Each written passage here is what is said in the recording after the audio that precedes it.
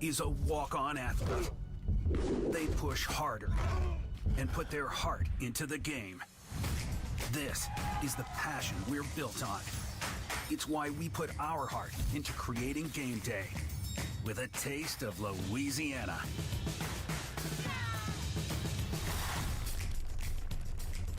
Walk-ons, we live for this.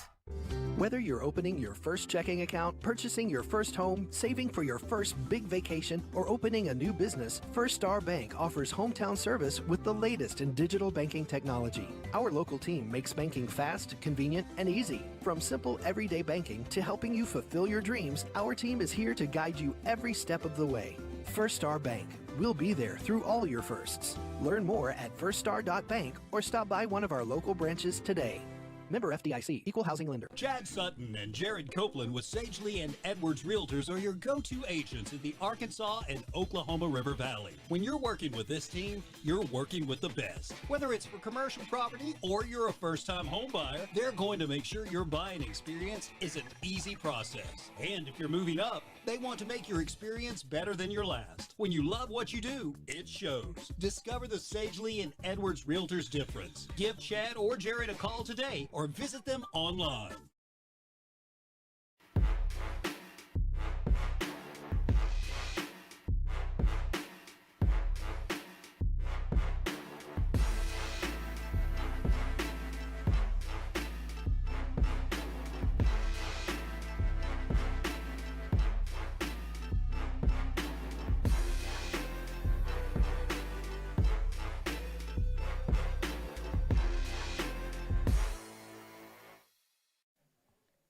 Welcome to the Walk-Ons pregame show, where tonight the Southside Mavericks are in Bentonville to take on the Bentonville Tigers in a 7A West clash. Last week, the Mavs fell to the Rogers Mounties 47-14. Tough game last week, Philip Peavy House. Absolutely, Keith. And, you know, that's one of them where Coach Dameron and his coaching staff are really going to earn their keep to be able to keep this team together and not give up on the season. You know, so far we haven't gotten the win column, and we'd like to do that tonight, but it's possible. It's just going to be a tough chore because this is a very good Bentonville Tiger team. Well, last week, defensively, you played against an offensive line that averaged probably 280. They were able to push us around and pretty much did what they wanted to do. Yeah, and this week we actually have got people that perhaps weigh closer to 300 pounds on the line for Bentonville, as well as some that are getting a lot of D1 attention, not only on the line, some of the skilled positions. I always hate to use that term, but people know what I'm talking about because I think all football players and their positions are skilled. But we know that they have a lot of talent at receiver, a lot of talent at running back, and quarterback plays pretty good too. Southside defensive line, they're trying to make some changes up there. Not a lot of depth up there, but they're going on with the nose guard. You've got Hayden Hurst, Gage Jones, and then they brought in Andrew Reeder. Yeah, and when we see that, we know that our work is cut out for us tonight, and it's something that we're really going to have to play our A game. No mistakes, no turnovers, actually going past a 3-and-out, punting quite a bit. We can't be doing any of that if we're going to have a chance to win. Frank Broyles, when he was coaching at Arkansas, his main philosophy was let's put the best 11 players we have on defense. And where I'm going with this is – a few years ago, Southside played up here. We had a running back. A lot of the Maverick fans / Rebel fans will remember David Price.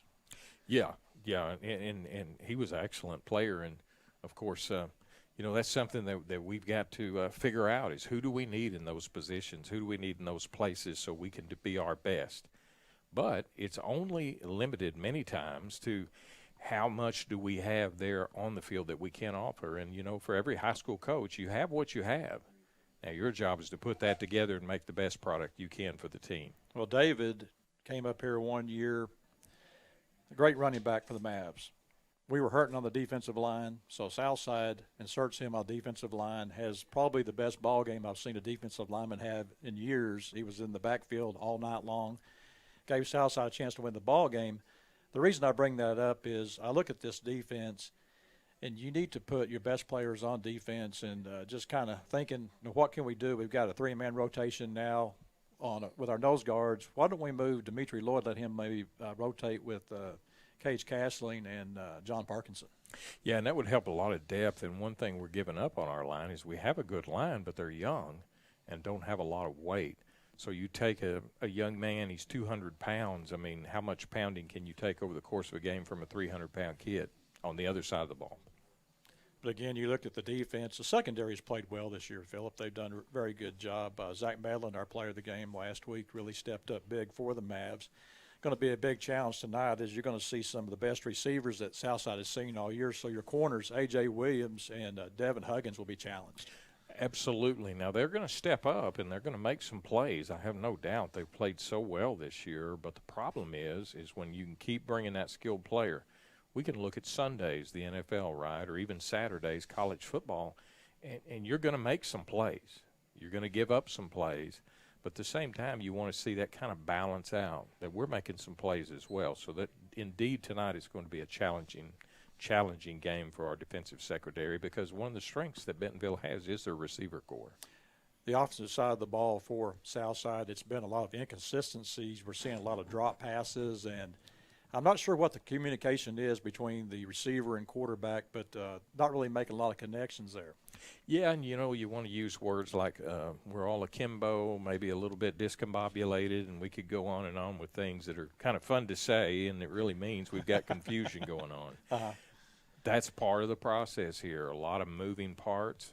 One of our receivers, Carlisle, he hadn't been playing football. And, a lot of it is rhythm, trust. There's all kinds of factors that it's hard to get in just a few weeks of an off season.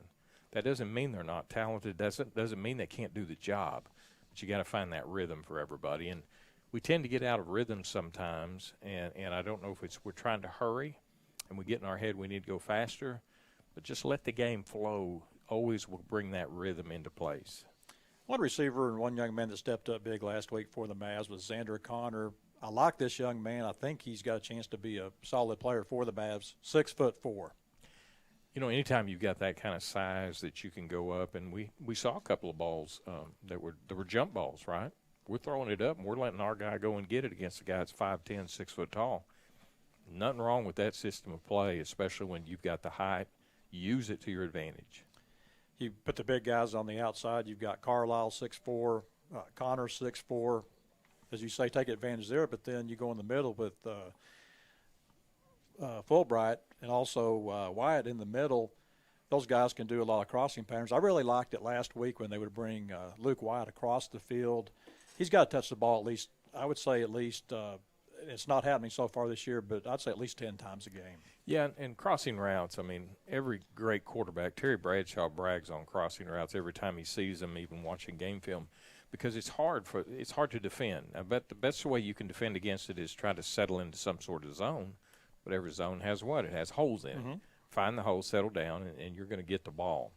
And that doesn't mean we don't all love the vertical fly route that goes straight up the field. Man, that's beautiful to watch. But as far as effectively moving the ball down the field, crossing routes is where it's always at. And speaking of crossing routes, Demetri Lloyd should be a part of the ball game tonight. Good to have him back. And as I say, I'd like to see him maybe play both ways tonight. We'll see if that happens. That may be a pipe dream of mine, just kind of thinking, what can you do different to make things happen? Well, and if that happens tonight, we'll call you a prophet. And I don't know what else to say to that other than your consultation each week with Coach Dameron, I'm sure, will pay off. I'm sure it will. Hey, you're watching Southside Football on Mav TV. We'll be back with more. Comfortable isn't the first word most people think of when they think about a dentist visit, but Aesthetic Dental Institute is different. Dr. Hinshaw has been serving the community for over 25 years with expert dentistry. For cleanings and preventative care, IV and oral conscious sedation, cosmetic dentistry, bleaching, Invisalign, restorations, and even Botox, Aesthetic Dental Institute offers modern dentistry in a relaxed and calm environment. Schedule your complimentary consultation at salisawdentist.com. A to Z Furniture in Alma is ready to meet your furniture needs. These trying times, with all the shortages going on, they're working hard to keep stock flowing and the warehouse filled. A to Z Furniture understands that you need your furniture in a timely manner, and they are striving to make that happen. Open 7 days a week for your convenience and offering financing and delivery. A to Z Furniture would love for you to stop in and shop today. A to Z Furniture on Highway 71 in Alma. What's so great about him? He didn't have a workspace. The Chevy Silverado with the available multi-flex tailgate. Find new adventures, find new roads. Chevrolet. Ashley Air is proud to be an official sponsor of Razorback Athletics.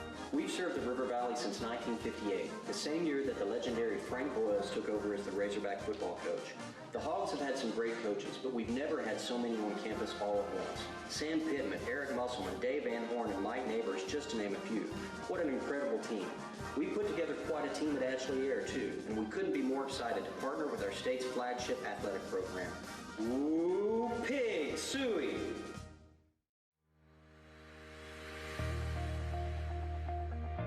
My experience with concurrent enrollment was amazing. I wouldn't change anything about it. In high school, it can be difficult to transition to college. What I've enjoyed most about concurrent enrollment is the scheduling. My experience with concurrent enrollment was awesome. I could better prepare myself for what was ahead. My instructors at Carlisle were very flexible, available, and they helped me achieve success.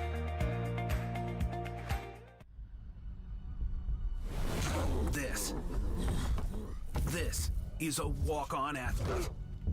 They push harder and put their heart into the game.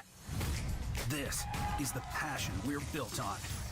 It's why we put our heart into creating game day with a taste of Louisiana.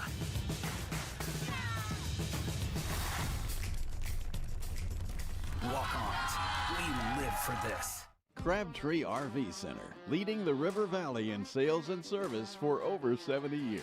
Founded in 1950, Crabtree RV Center has grown into one of the largest family-owned and operated RV dealerships in Northwest Arkansas, located on 17 acres, including a 26,000 square foot indoor showroom.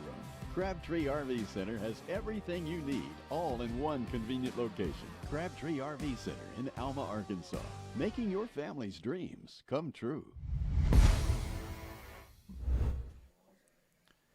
Welcome back to the Walk-Ons pregame show. We'll look at tonight's opponent, the Bentonville Tigers. And, Philip, this is a team that if you want to say it's a balanced team, that's definitely what you're getting here. You've got a good running game. You've got a passing game. These kids really do it all. And, you know, it really kind of starts with the running game. Josh Ficklin last week had 239 yards rushing against Springdale Harbor. Yeah, absolutely. I mean, just a very good team in Harbor as well. In fact, some people picked Harbor to win it all this year. And they just tore them apart. So, you know, Southside's got a chance. That chance is we're going to have to play our best game. And, you know, defensive coordinators, offensive coordinators as well, you can scheme for different teams. And I'm sure Southside's going to come out with some answer for that. But the problem is you shut down their run game, they're going to go over the top. Well, you've got some receivers, too. You've got Chaz Nimrod. This young man is committed to the University of Tennessee. And he's their big play receiver, but really their most reliable receiver is probably Cooper Smith. It was an all-state selection last year, had over 40 catches last year. So it's kind of pick your poison. We talked about this earlier that A.J. Williams and Devin Huggins, they're going to have their hands full, going to have to probably have some safety help. They're going to have help. You've got good safeties for Southside. Of course, Mr. Key, and you can even pull Medlin back, but you can't take Medlin completely away from the run game. So, I mean, there's a lot of factors there that you could use to try and slow it down.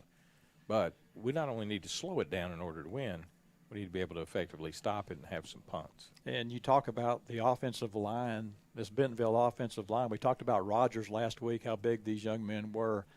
Going to be maybe an even a bigger line tonight and probably more talented. They've got a right tackle, Joey Sua, who is already committed to the Razorbacks, and he's only a junior. Yeah, you see that, man, you're like really impressed. Of course, everything can change between now and then, and how does it translate in the college game? And I know a lot of people get excited about stars. Sometimes they're even better than the stars that they're given. But we also know there's already been a lot of evaluation on him, and people are saying he's a kid to watch. He's a talented person. He's probably going somewhere. And so we have to contend with that. So what do? Well, you can sit there and cry and say we can't win, or you can figure out how can we win. And that's one of those Lou Holtz moments. When the other guy's bigger than me, I'm going to have to figure out what I need to do to defeat him. Hey, we're passing around all the good coaches tonight. Lou Holtz, Frank Broyles, we're all tonight. over the map, but all within the Razorback family. Yeah, and you talk about Sua. This young man came in from California. He's a move-in, and that's the advantage of being in Northwest Arkansas. You see a lot of that. Fayetteville gets a lot of kids that, U of A coaches, their kids, they get a lot of those. Sua moved in. His mom works for Walmart, so they moved in here. He likes the area, and I think it's a great addition for the Razorbacks. Going to be interesting watching him play tonight. And he's going to have some guys going against him. They're probably going to be a lot smaller, so they're going to have to use their quickness. Use their quickness and use their scheme. And you know, that's really everything comes down to that. Talent will only take you so far. You've got to stick with the coaching and what the program's trying to do, because remember, it's an 11-man game. And sometimes we forget that when we see that star player, we think they're carrying the load. Well, they can't carry the load no matter how good they are. But, you know, you think about it. When I was a kid, and I'm only 30 years old, right? When I was I'm kidding about that. But when I was a kid, this place here was, 5,000 people, maybe 2,000 people. But think about it, and you talk about all the kids that are able to move here and the opportunities that they have. This is the world's largest corporation, headquartered right here in Bentonville, Arkansas. That brings a lot of people to the table and a lot of choices for the coaches. But, again, we can cry and say, you know, they've got Walmart, or we can say we've got our own things to offer and we're going to stick with our game and don't panic and get away from that game. Hey, that's two schools, too. Bentonville West has a solid team every year, and I laugh when you say that about Bentonville. I remember when I first started doing this, we would come up here and we actually would take the last exit right there before Bella Vista. Their school they played at looked like about Hunts Park. We would set up in a press box, and you look at the press box we're in now, what a great place this is to be able to call a football game. That was kind of like the old press box at Hunts Park. It had a lot of particle board in it. And rickety. Yeah, fun place to go to do a game, but it definitely was not what they have now. Yeah, and we've been in press boxes, me and you, that we're with the crowd almost, and this is certainly a palatial place. It's a beautiful stadium. In fact, it would make any small college proud. And I mentioned this, I believe it was at the Greenwood game. There are two stadiums that we go to, Greenwood and Bentonville, where your student section and everybody just really gets into the football game. It is definitely a home field advantage for the Bentonville Tigers, and, you know, you hope that Southside is able to handle that as pressure. you know, in Southside's history, Keith, we have won on this field before. And that big crowd you're talking about walked away with their head held low and disappointed. And I've seen coaches here from Bentonville through the years call timeouts just to get onto the referees and say, you're not calling the game our way. You've seen it all as well, and I'm not telling you nothing you didn't know.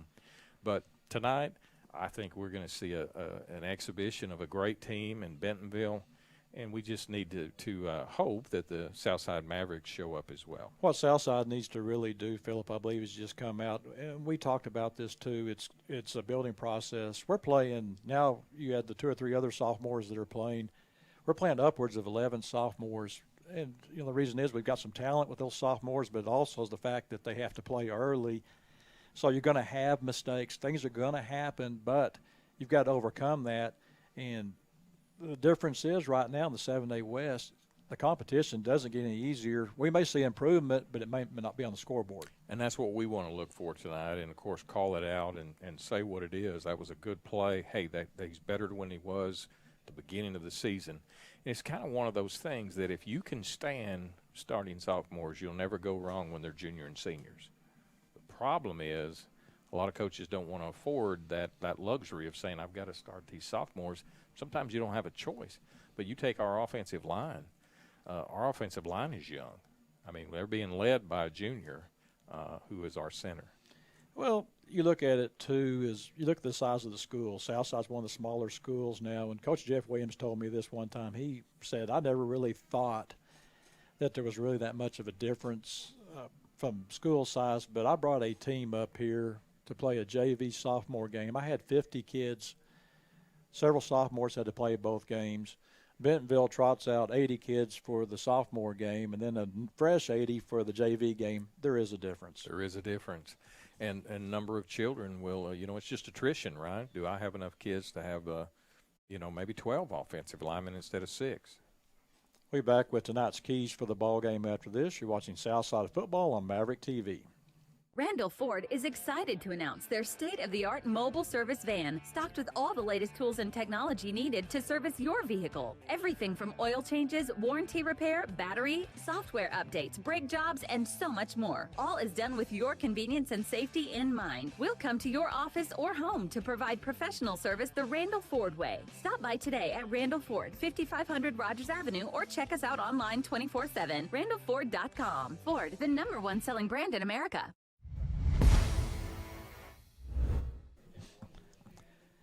Welcome back to Tiger Stadium. As we look at tonight's keys to the ball game, Philip, I think the first thing for Southside, definitely got to control the football. Absolutely. We've got to be able to keep the ball as well. No turnovers tonight. We can't afford that. I think, secondly, one key for Southside definitely is going to be to stop the run. We have to be able to stop that run. What did you say you had last week, Keith? 200 and something yards? 239 yards rushing, Ficklin. That is a lot of yards for only 48 minutes of play in a high school football game. And you say stop the run, easier said than done. Yeah. Okay? But that being said, how do you stop the run? You've got a big offensive line, a smaller Southside defensive line. Does it mean maybe blitz, maybe gamble a bit? I think you have to, and you have to have great linebacker play and to fill those gaps. You know, we run a 30-forward basic defense, right? Coach Fimple used to be our defensive coordinator. His dream was to always have a 43 or have 4 down linemen because he just felt like that was a much better defense against the run. I think he was able to do that when he finally went to Conway because he had, you know, maybe a few more kids and he was able to put it together. Never was able to do that at Southside. And that's okay, and he was quite successful with 34, but you got to have that linebacker play to make it happen. Now, you're bringing up a name, Coach Pimple. I used to see him after the Southside games. It didn't matter if they gave up 7 points or they gave up 30 points. He was still mad. Yeah, he was just going to be frustrated, but one of the nicest and most gentlemanly people you'll ever meet, just not right after the game. Number 3, Southside needs a big game tonight from Devin Huggins and A.J. Williams. They got to step up, and they're going to truly be tested tonight, Keith, and there's no two ways about it. And that brings up another point on that, too. Obviously, you may see Southside come up with some safety help with Key or Medlin or Isaac Gregory, who had a big ball game last week, helping out. But I've got to almost believe that one of those guys is going to have to cheat on the line of scrimmage a bit. So you're going to have, you know, your corners out on coverage against a Chaz Nimrod who has that speed to get open and make the big play. So I feel like at some point you may have to sell out a bit, stop things, and there may be some big plays or may not. Hopefully Southside can get in some situations where they put Bentonville in some tough situations. What you always go for if you really want to stop the run, and you'll see Barry Odom do it sometimes on the Razorback level, is you want that 8 men in the box. And so if you think about it, we've got a 3-man defensive line, 4 linebackers, right? That's 7. So you're adding that extra safety, bringing him down, which is fine. But now how many people we got behind him? We got 3. And against this group here, that's going to be a risk or a gamble. But if you happen to get the right call against the right offensive play, then you're worth $1 million. Well, we've also said, too, that Southside's strength is really their back 7, and it's going to be tested tonight. They're going to have to step up, make some plays, and I think they will. My 4th key to the ball game tonight is Southside has got to win the turnover battle. I'm thinking anywhere 2 to 3 turnovers. Yeah, it's going to have to be on a positive side on our end that we're actually – and then we're doing something with them. And, you know, you see that weird stat sometimes, scores after turnovers. We need to see some of that too and take advantage of it. I mean, we've got good defensive secondary play. Snag some of them balls out of the air, take them the other way for 6 points. And it's going to have to be a concerted effort tonight. Your offense is going to – we say this week in, week out, but the offense is going to have to control the football. Mm-hmm. It does 2 things. Obviously, you got to get points out of it, but secondly, it keeps your defense off the field. Yeah, and you can wear out a defense very quickly. I don't care how good the defense is because it takes more energy to play defense than it does to play offense. So it's going to be interesting tonight to see how Southside does. It doesn't get any easier next week as Fayetteville will come to Jim Rowland Stadium next week. But task at hand right now will be the Bentonville Tigers. And, you know, I'm looking forward to this ball game because I like this Southside team. I like these kids. I think you're getting a good effort from these kids. It just goes back to me, it's just sophomore-itis a lot. There's just not a lot of experience there. And then how is it you go from Ramsey, Chaffin Junior High, you're playing kids your size, and you go up, you play a couple of ball games that, we've had a pretty tough non-conference schedule, but now you're going up and you're playing kids 60, 70 pounds bigger than you are, and you're also trying to learn at the same time. Yeah, and then we've got this heritage here, and you know as well as I do, Keith, how many years did it come down to Southside or Bentonville for the conference championship in the 7A West? And who's going to be the big dog on campus? It's always come down to either this field or our field at home between these two teams.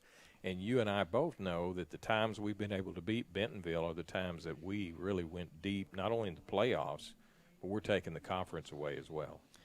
Hey, we're back with tonight's kickoff after this. You're watching Southside Maverick football on Maverick TV. Give your grooming game a TKO at Knockouts Haircuts for Men. Get pampered like the champ you are in this ultra-relaxed environment. We have the 5-star treatment for the everyman budget. No matter if you're a lightweight or a heavyweight, you won't get this undefeated care at any budget walk-in salon or barbershop. This one-of-a-kind care is in a class by itself. What are you waiting for? Look like the greatest at Knockouts Haircuts for Men in Fort Smith.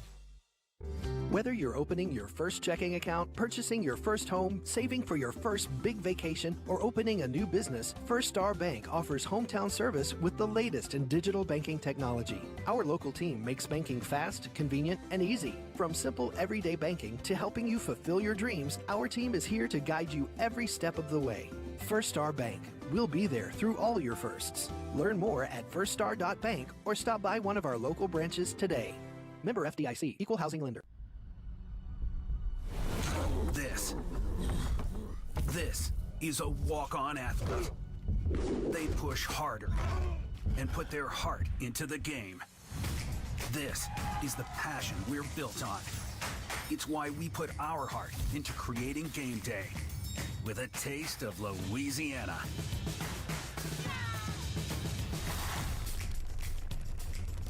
Walk-ons, we live for this. The Rustic Cabin in Central Mall is your ultimate farmhouse chic furniture store. They carry the area's largest and most diverse collection of solid wood furniture and decor for your home, office, ranch, or cabin. Shop beds and bedroom sets and dining room tables, chairs, and benches for small and large gatherings. Explore their selection of solid wood desks and chairs, sure to perfectly accent any office. Before you shop anywhere else for furniture and home decor, shop the Rustic Cabin. Chad Sutton and Jared Copeland with Sagely and Edwards Realtors are your go-to agents in the Arkansas and Oklahoma River Valley. When you're working with this team, you're working with the best. Whether it's for commercial property or you're a first-time home buyer, they're going to make sure your buying experience is an easy process. And if you're moving up, they want to make your experience better than your last. When you love what you do, it shows. Discover the Sagely and Edwards Realtors difference. Give Chad or Jared a call today or visit them online. Floyd Trailer Honda has been serving the Fort Smith River Valley area since 1976. From the very beginning, Floyd believed people came first, and that's why his dealership has a long history of great customer service and reliability. So when you're in the market for a new or pre-owned Honda, visit Floyd Trailer Honda and receive the quality service you deserve.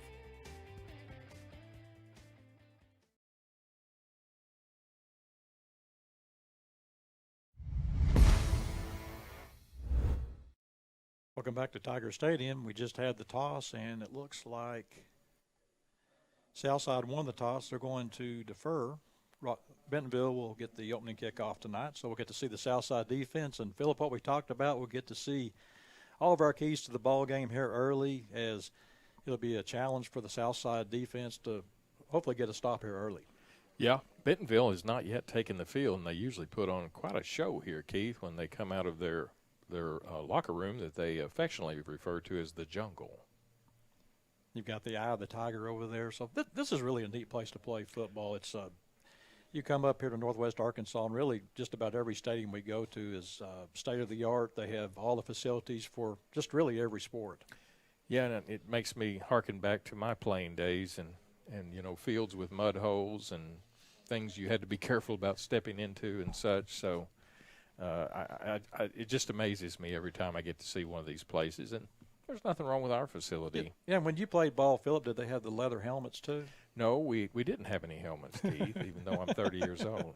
In fact, Teddy Roosevelt got involved and said, if you don't clean up the game, I'm going to shut you down, and that's when we got leather helmets. Well, it's getting deep in here now, so we're just about ready for some football as we wait on Bentonville. Southside are ready to take the field now. Here comes Bentonville. They usually have the well, they're not having the dry ice out there with the smoke this time. Well, they may be under a burn ban. Well, it rained today. Yeah, and we're thankful for that. So thankful. It's really getting dry. Just about ready for some football, and the weather really has been a factor too here in the first few ball games. Last week we had some good weather, but tonight it looks like it's going to be a bit cool out there. May get some rain here as the game goes on. Not sure about that, but you know, it's the weather could actually play into the ball game tonight. Yeah, I know a lot of the fans, as we were coming into the press box area, Keith, they were wearing their ponchos and standard fan gear they were expecting it to rain. And I think the forecast, if I saw it accurately, is this is going to be off and on all through the weekend. As again, Southside will be kicking off. Jackson Delasuse will do the kicking for the Mavs. Hasn't Delasuse done a good job this year, Keith? Delasuse has been a true bright spot on this team. Has really stepped it up, and you got to be real impressed with what you've seen from him. And it's just night and day with this young man. Looks like Bentonville's going to go with 3 deep backs, Keith. Delasuse will tee the ball up. Just about ready to start some football and get it going here. Delasuse has done a good job too, Philip, of putting the ball in the end zone for no returns. Here's his kick. It's going to be a deep kick, going to go into the end zone for a touchback, and that's what we saw last week. I thought was the key in the ball game last week. Obviously, you had the Luke White kickoff return, but every possession Southside had, they started on their 20-yard line. They had to earn it. They had to earn it. And, of course, Rogers has a very excellent team, just like Bentonville. And, Lou Holtz used to say when Steve Little was putting them in the end zone every time that was one of their keys to being a good defensive team, was making them go 80 yards. As Bentonville will come out, their starting quarterback will be Drew Wright. Drew Wright, this young man, his daddy is Dan Wright, who played ball for the Hogs back on Norm DeBriyn's last year and played for the White Sox. Wright calls out signals. Here's a snap. He's going to pitch it out. As Fickle on the handoff is going to get across the 28-yard line where Russell Key runs him out of bounds. Be second down, 2nd and 2. Keith, we were talking about what's Southside going to do, how they're going to scheme it. They did have kind of a cheating 8-man in the box. Not a full commitment, but I think they know they like to run the ball. Bring up 2nd and 2 for the Tigers, opening drive of the ball game. We've got our safeties about 10 yards off the ball and all flatlined. Right, wants to throw the ball, throws the ball out complete across the 30-yard line. He'll get up to the 34-yard line where Blake Mitchell makes the play for the Southside defense. On the catch for Bentonville is C.J. Brown. Excellent open field tackle. In fact, that kind of could have went for about 10 more yards, but good job by Southside.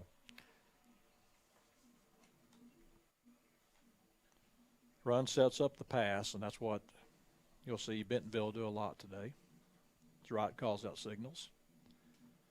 Wants to throw again, rolls to his right, will keep the ball, still holds on the ball. Is going to be hit and be chased out of bounds by Dimitri Lloyd. And what did I say? Who should be on defense?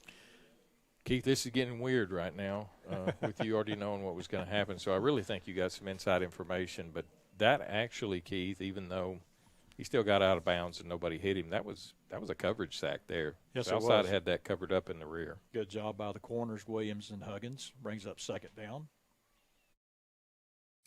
He lost yardage, Keith, so I guess officially it would be a sack. He's 2nd down, 2nd and 12.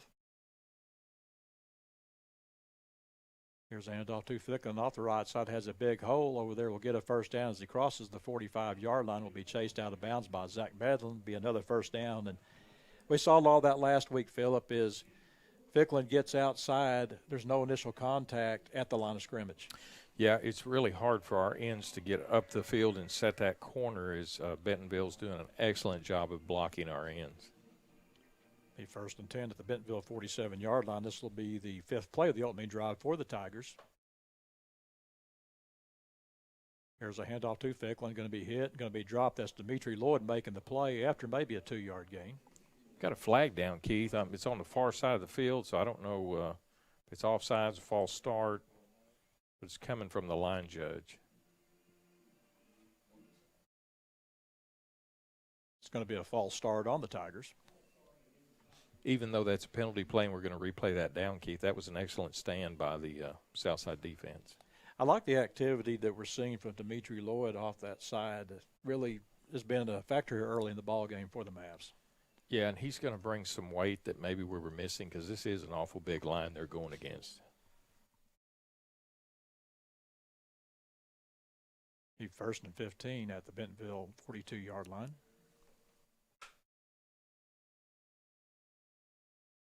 Sean Anderson in the backfield for the Tigers. As Wright wants to throw, wants to take it deep. I'll throw it deep down the field, and it's going to be caught on the sideline. That was a really nice catch, but the ball is going to be out of bounds.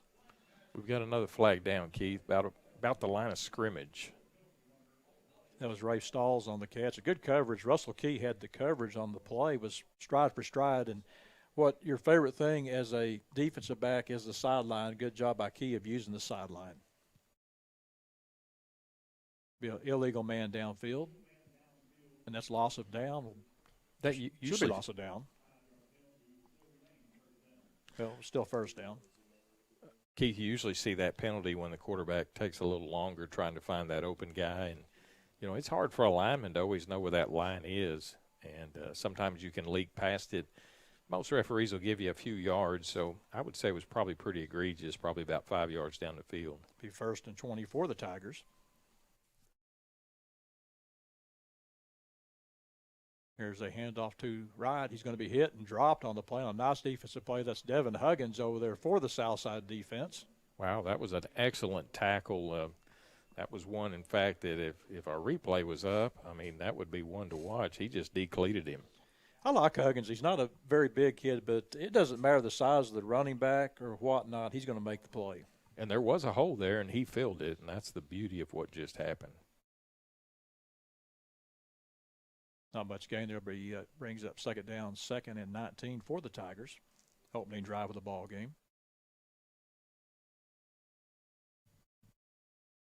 Wright wants to throw the ball, looks left. I'll throw the ball outside. It's going to be incomplete. Had an open receiver over there, and the ball was just a bit underthrown. That was J.T. Tomesco, the intended receiver. Unfortunately for Southside, the ball goes incomplete. Looks like we had a missed coverage on the play. Yeah, we did, and we were very fortunate there. In fact, the ball was underthrown, was why the Bentonville receiver, if he caught him in stride, that was going to be 6 points. And I think it kind of confused them because I don't know that number 32 was on anybody's radar. Again, a big 3rd down here for the Southside defense, 3rd down and 19.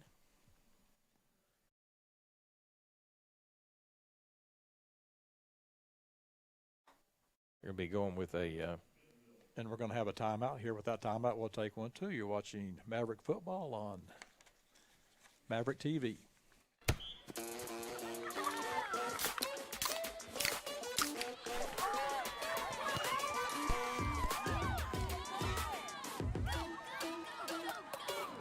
Do good when you eat good. Level up your to-go order by donating to the Walk-On's Game On Foundation, supporting youth athletics and their communities. Game on. That's for a better play. Welcome back to Tiger Stadium. It'll be 3rd down, 3rd and 19 for the Bentonville Tigers. Opening drive of the first quarter. A big chance here for the Southside defense to hopefully get off the field. Yeah, Keith, we've got our safety set now closer to 15 yards off the ball, so we're more of a prevent setting because we're just trying to keep them inside those sticks. Catch them and get them. So far, this is an excellent start for the Southside defense. I'm interested that Bentonville's had Anderson in at running back for Ficklin. Ficklin played the first couple of plays, but has been out since then as Wright wants to throw the ball. Throws the ball going to be incomplete. Had his receiver open on the play. The ball goes off his hands. Will bring up 4th down. And a great job by the Southside defense. That's what you want, Keith. We said we've got to get them off the field and not let them get going down the field. So we have no complaints from this angle. Logan Thompson will be the punter for Bentonville. Looks like Luke Wyatt's going to be deep, Keith.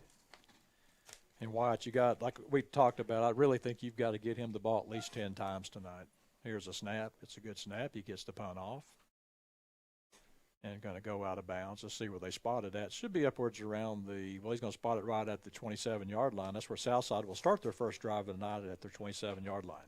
We see that a lot, Keith. People do not like to kick it to Luke Wyatt. We know why, because he is a playmaker with his hands on the ball. Well, we saw it last week. I mean, it was a big play that, you know, was really kind of the difference, you know, that got Southside going last week was the kickoff return. You could just tell he was chomping at the bit to make something happen, and he did on that play. Had good blocking off the left side. Again, 1st and 10 for the Mavs. Sork hands off to Amari Tucker. Has a big hole. Will get 10 yards on the play. A nice run by Tucker will have a first down for the Mavs. I hate to get saying too much here, Keith. It's still early in the game, but, boy, they blew a big hole open in that Bentonville defensive line. Southside has not really found their identity either, Phillip, as far as if it's a run-pass team. They've really relied more on the pass so far this year. Here's a handoff to Tucker off the right side. Cuts it back inside, gets a nice gain across the 45 up to the 46-yard line where Rafe Stalls makes the play for the Bentonville defense. It's a long game. We're still in the first quarter, Keith, but this has got more of a feel of a Bentonville Southside battleground. This is where you want your offense to match your defense. A great opening series for the Southside defense. Here's a snap. Here's a handoff again to Tucker. Is going to have the first down as he crosses midfield. Again, Stalls makes the play for the Bentonville defense. Flag in the middle of the field, probably going to be a hold thrown by the referee.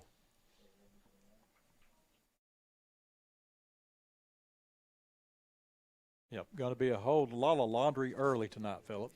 Yeah, I think they're all legitimate calls. There was a lot happening there, but Keith, one thing I'm noticing is our line is not having any trouble with that three-man front that Bentonville's putting up. And that was actually in the backfield to where the hold was called because they're going to move it back to the Southside 35-yard line, brings up, and now we've got another flag on the play. This may be a bench warning, sideline warning. Should be a warning at this point. Second one would result in penalty yardage. That's been the frustrating thing for Southside has been you get something that works well, but you get a penalty, a drop pass, or something seems to kind of bog it down. Again, second down, 2nd and 13. Here's a handoff to Tucker. He's being chased off the corner, going to be hit and dropped at the 35-yard line. Going to be no gain on the play. Brings up 3rd down, 3rd and 13. I'm not sure that play ever had a chance. The line looked uneven even as they come off the ball, as if there was a bit of miscommunication on what was supposed to happen. But so far, so good for the offensive line, except for that play. I mean, they have played well.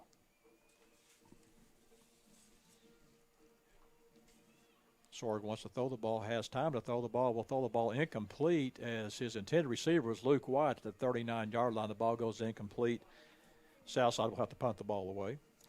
Yeah, White kind of sat down on that route, and I think Sorg thought he was going to keep moving, was kind of the miscommunication there, but still almost connected, but it wouldn't have been enough for a first down.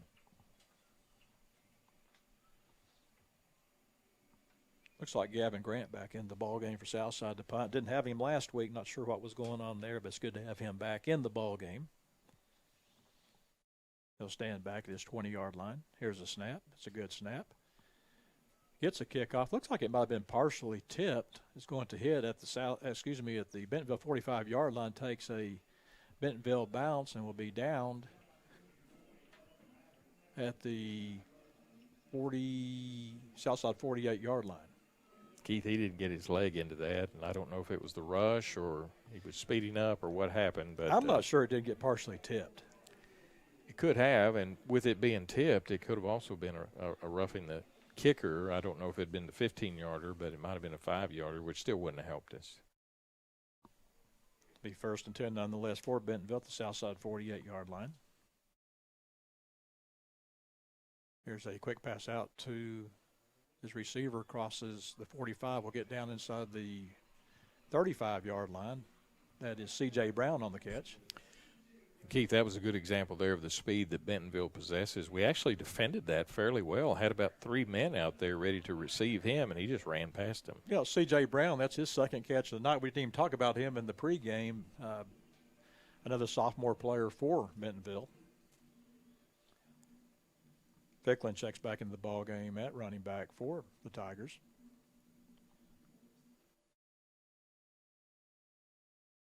Here's a handoff to Ficklin up the middle, has a hole at the 20s, at the 15, 10, 5, touchdown. Yeah, Bentonville spreads you across the field so much, it's hard to have any help over top. And once he made it past the line level, that was pretty much a done deal, and he's got the speed there to get down the field. Don't believe he was even touched on the play. Kind of looked like the play we saw last week that Texas A&M had on their touchdown. Logan Thompson will check in for the extra point. Ball is down, kick is up. Kick is good. We've got 8:10 to go here in the first quarter. Bentonville leads 7-zip. Be back with a Tiger kickoff after this. You're watching Southside Football on Maverick TV. It was the night before breakfast when suddenly Austin craved eggs and bacon and the toasted breakfast burritos he'd eat when he awakened. And the party was turning up, but Darren decided to wind down because sleep is a one-way ticket to toasted breakfast burrito town. So when Alex received that late-night text, she thought about breakfast, and she ghosted her ex.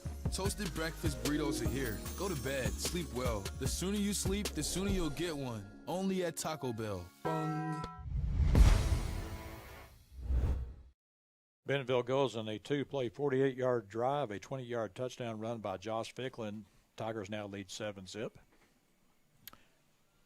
Still under control, Keith, here. Of course, we don't want to let them score a whole bunch more. We're still very early in the first quarter, 8 minutes and 10 seconds left to go. And that's strange, too, because I was thinking about that first drive for Bentonville. They gained 30 yards, but they also ran 10 plays. Yeah. They had some penalties as well, which kind of halted their progress a few times. Amir Dingle, along with Luke White, will be back deep for the Mavs.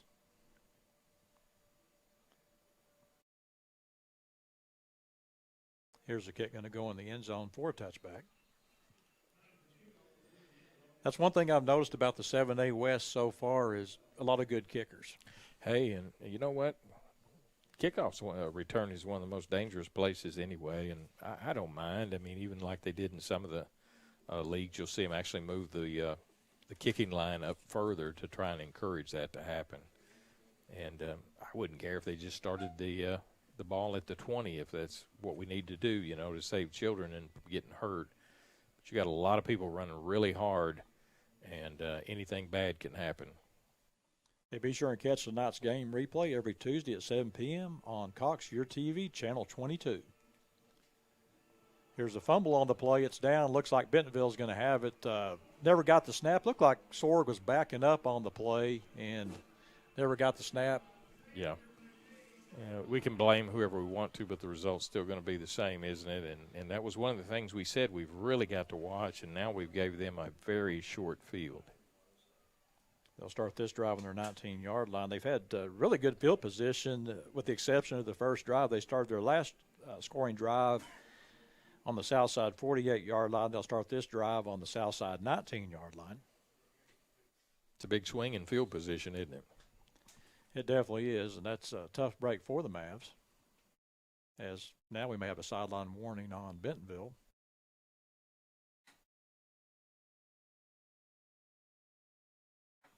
I am not sure what they're talking. Oh, they're waiting on a game ball.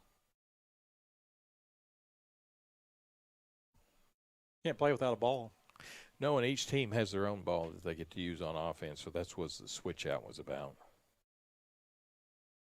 The first and 10 for the Tigers at the south side 19-yard line. Third drive of the first quarter for the Tigers. Wright wants to throw the ball. Looks down the field. Here comes the heat. He's going to be hit by Dimitri Lewitt. Throws the ball, going to be incomplete and dropped on the play. That was a really nice throw by Wright. His receiver was Luke Wright, intended receiver. He was open on the play, but he went from one side of the field through across the field and could have been a touchdown. That basically was the old play we've seen so many times at different levels where you let the tight end get lost But the tight end knows exactly where he's going, and that almost proved true right there. Hey, but a good job by Dimitri Lloyd putting pressure on the quarterback, making him throw the ball. That made a difference. Yes, it did. Second down, 2nd and 10. Here's a handoff to Ficklin, going to get inside to about the 17-yard line. You know, Keith, back when he made that play earlier and scored the touchdown, I think we actually had maybe we were in the wrong set on defense. That set, we were a little better. Linebacker stayed home and actually doing a pretty good job with him. He's an excellent running back. Now, John Parkinson made the play for the Southside defense, brings up to a big 3rd down, 3rd and let's call it 8 for the Tigers.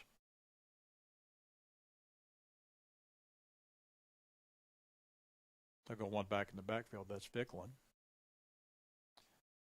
Right, looks to throw, looks to his right. Will throw the ball outside, going to be complete at the 7-yard line. That's just, you can't really cover that play. That was J.T. Tomsko on the catch, and that's just a timing play. It's not only a timing play, but it requires a great arm from your quarterback, and he showed us something right there, that he has an arm, because I bet there wasn't more than a foot elevation on that ball from where it left his arm to where the receiver caught it in his hands. Be 1st and goal at the Southside 7-yard line. Done correctly, Keith, it's indefensible. Here's a handoff to Ficklin, cuts it back inside and is trying to hang on to him. They're going to get him down at about the 5-yard line. That was Gavin Grant along with Russell Key make the play for the Southside defense, but I believe it was John Parkinson that got penetration, got a hold of Ficklin, slowed him down enough for the rest of his mates to come make the play. Well, they've had some big play drops here, Keith, and you take away that one run play, and we've done a pretty good job with this offense for as powerful as they are. 2nd goal just inside the Southside 5-yard line. Here's a handoff to Ficklin, has a hole, will drive towards the goal line, will get in the end zone for the touchdown. Yeah, everybody tried to stop him there, but he showed you some power there. He just kept those legs moving like pistons and just kept progressing forward.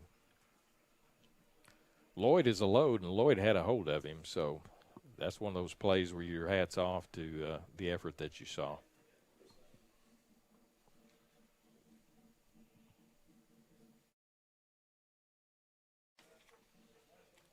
Thompson will take the extra point. The ball is up, and it's good. Bentonville now leads 14-zip. Be back with the Tiger kickoff after this. You're watching Southside Maverick football on Maverick TV. Most dealerships in the River Valley may be short on inventory, but not at Orr Chevrolet in Fort Smith. Score more today and shop over 500 vehicles on their lot. Stop shopping at low inventory lots and shop Orr Chevrolet today to choose from over 500 new, used, and GM certified pre-owned vehicles. Larger inventory, more for your trade, and the best service teams around. Drive home in one of the over 500 new, used, and GM certified pre-owned vehicles today. Stop by 6500 Auto Park Drive or shop online 24/7 at OrChevyFS.com. And remember, you always get more with Orr. Taking advantage of the Southside fumble, the Bentonville Tigers go 5 plays, 19 yards, a 5-yard touchdown run by Josh Ficklin. And Ficklin is one of those guys. He's just a tough, hard runner, Phillip, and you better hang on to him. Yeah, and Keith, even though we gave them a short field, most defensive coordinators would take that every time. It took them 5 plays to go 20 yards. I mean, that's not some bad stats there. The problem was we gave them such a short field. Logan Thomason will be kicking for the Tigers. Here's his kick, going to be deep and going to go in the end zone for a touchback. You know, a lot of that is really a tribute to Luke Wyatt and what they have seen on film he can actually do with a kickoff return. I'm sure the Bentonville coaches said, whatever you do, don't let him get his hands on it. This is where your offense has got to step. The defense really hasn't played that bad here in the first quarter. They got a bad break after the fumble, but your offense has got to get some points here.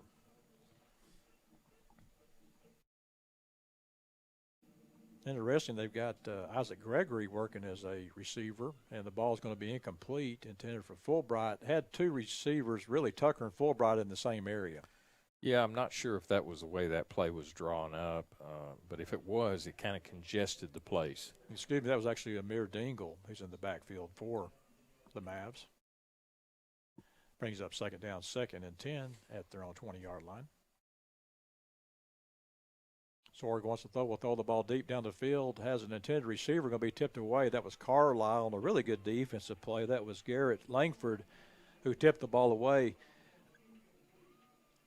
Put the ball up there, and we saw that last week. You got the 6'4" receiver, but a good job by Langford. Just let him go try to make the play. And good job by the O-line, too, to give Sorg the time to set that up. Third down, 3rd and 10 for the Mavs. Again, they've got Dingle in the backfield.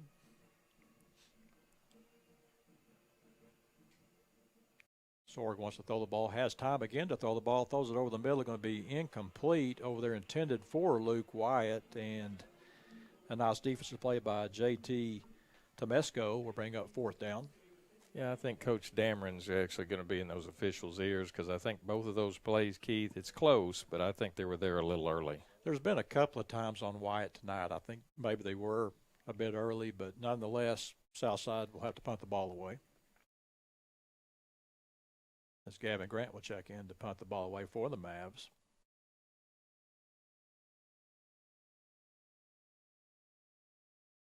It's a low snap. He gets it. He will get the kick off, and it's going to hit at the Southside 41-yard line. We'll take a bounce back to the 42-yard line. Going to be a 22-yard punt.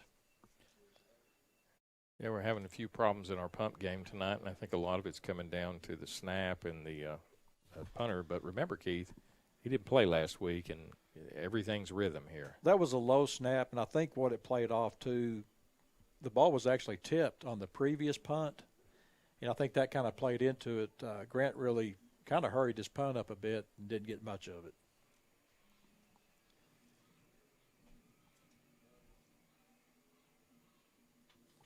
Again, great field position at the Southside 42-yard line for the Tigers. Here's a handoff. That is Anderson on the carry, going to get about 5 yards on the play, where Cole Elwanger makes the play for the Southside defense. As long as they can rest Ficklin, they probably will tonight. Kind of saving him for the rest of the year because, running back over time really takes a pounding. I think Bentonville's very comfortable just running the ball. They're going to mix in some pass. But if they can gain yardage that way, they're going to stick with it.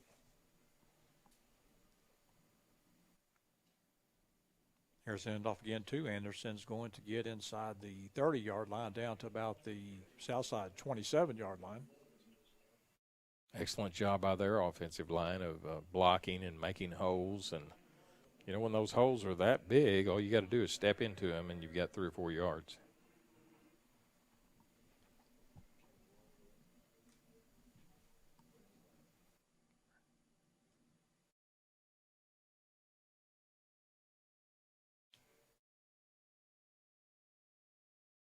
Again, it'll be 2nd down for the Tigers.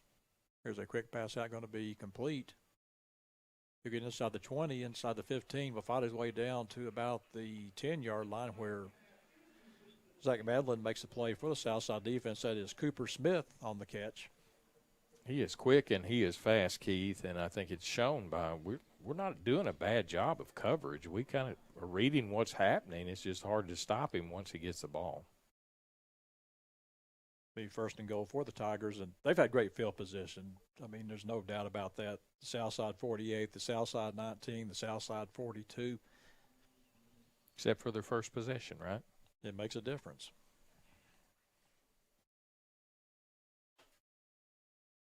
Here's a handoff to Anderson. He's going to be hit on a nice defensive play. That is Dimitri Lloyd over there making the play for the Southside defense. And I like Lloyd out there. They're actually working him as an inside linebacker. He's very active.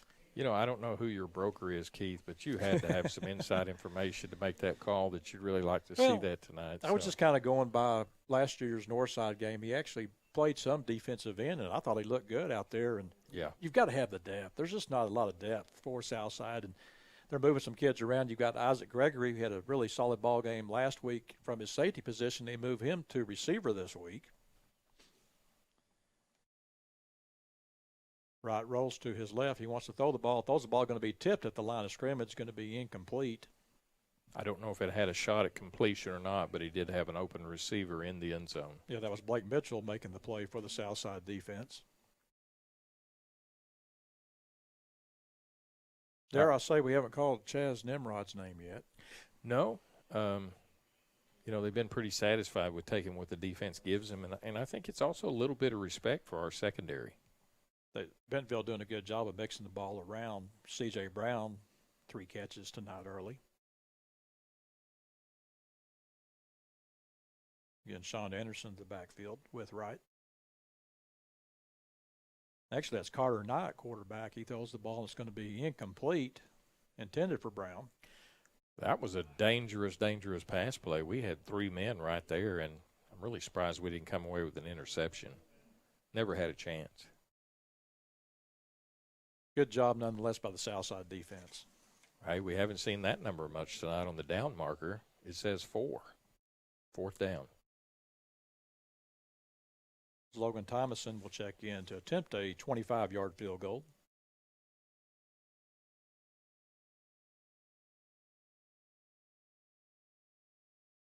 Ball is down. Kick is up. Kick is good. Bentonville now leads 17-zip. Be back with the Tiger kickoff after this. You're watching Southside Football on Maverick TV. This is a walk-on athlete. They push harder and put their heart into the game. This is the passion we're built on. It's why we put our heart into creating game day with a taste of Louisiana.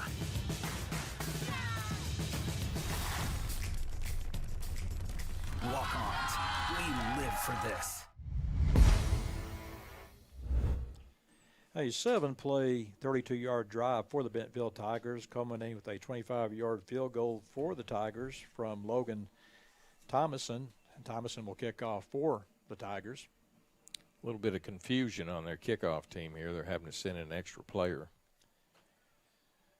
If you talk about a game of field position, it's definitely been with the Tigers so far tonight as they started at the Southside 19, the Southside 48, and the Southside 42-yard line, accumulating 17 points on those drives. You couldn't draw that up any better, could you, Keith, for an offense? No, and as you mentioned earlier, there's still over 3 minutes left here in the first quarter. This will be returned. That is Wyatt on the return. He's at the 20, at the 25. We'll get up to the 28-yard line. That's where Southside will start their 4th drive of the night. You look at that and you think, well, he didn't go that far, but he caught that ball near the goal line. So, we're talking about a 28-yard return. And I dare say there's some years that Wyatt actually probably has been the most prolific kickoff returner in the whole state.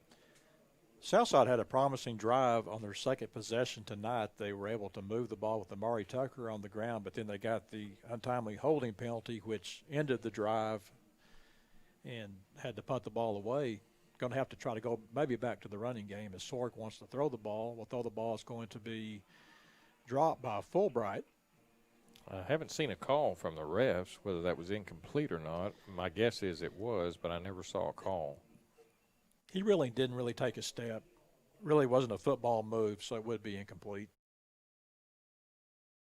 Bentonville playing some tight coverage, and Sorg throwing into 2- and 3-man coverage tonight. So far, he's clean, Keith. I don't think he's been sacked yet. Again, 2nd down, 2nd and 10 for the Mavs. Here's a handoff to Tucker off the left side. Hits a hole. He's going to get up to about the 39-yard line. A great run, a great job by the Southside offensive line. Absolutely, and that's what we want to see is those slashing moves. Hey, we've got the replay here, and watch this. Bounces it out, and look at that opening that he had there. He had a ways to go. Again, Southside gets up the line of scrimmage. Will gain 5 yards on the play. It'll bring up 2nd down, 2nd and 5 for the Mavs. You can live with 5 yards on 1st down. Absolutely. You only need that twice, and you got a 1st down. Sorg wants to throw the ball. They're trying to set a screen up, but they've read that. He's just going to throw the ball away. A good job by Sorg of just putting the ball on the ground. You live to see it another day. We'll bring up 3rd down, 3rd and 5, and it's like they were in the huddle when they called that play because everybody they brought the rush in. They realized it was going to be a screen and got back, and now we've got a penalty going to be a grounding penalty on the south side. Yeah, there wasn't anyone in the area except for an offensive lineman, which would be an ineligible receiver. But he still did the right thing, Keith, because that screenplay was not there. That's also a loss of down. Will bring up third down, third and about 18 for the Mavs.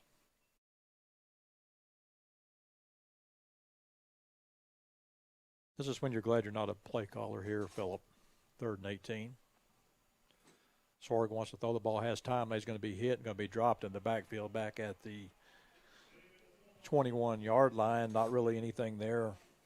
That was Ben Pearson on the play for Bentonville.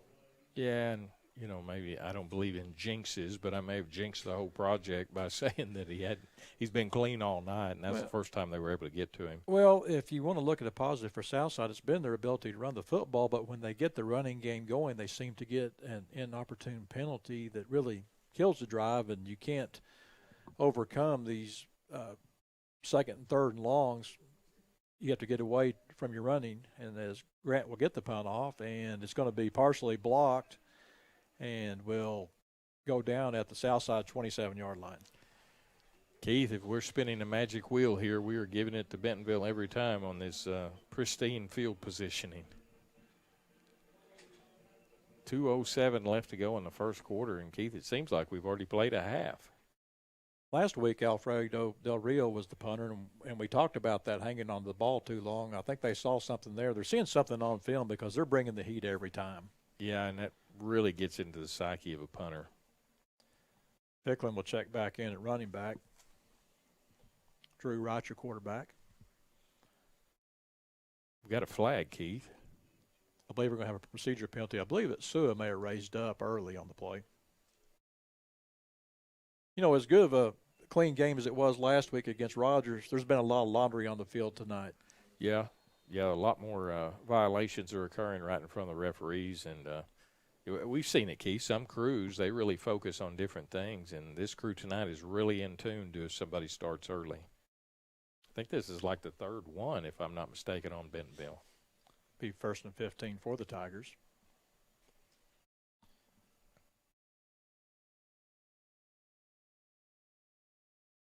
Wright rolls out. He's going to pitch the ball to Ficklin off the corner. It's going to get past the initial defender. That was Kirkendall over there trying to make the play. Will be right out of bounds by Blake Mitchell. Be a gain of 5 on the play. Yeah, Coach Dameron is sure taking exception to something he saw, and I think what he's saying is I want to see that end set harder. Well, step up. Yeah, I think that's what it is they're actually giving that outside. They're going up, taking the quarterback. He makes the pitch, and nobody's there. Coach Dameron is not done with his discussion with his defensive unit. Was a gain of 3 on the play, brings up second down, 2nd and 12 for the Tigers. Been all Tigers here in the first quarter as they lead 17-zip. Had great field position for the most part. Wright takes a snap. He wants to throw the ball. He pumps. Will throw the ball deep down the field. Has a wide open receiver. That's Brown for the touchdown. Yeah, I think we got comfortable looking in there, Keith, and he was able to. He's got great speed, and he was able to just slide by us. Minute 54 still left to go. Minute 59, I'm sorry. Still left to go in this first quarter. It's already 23-0.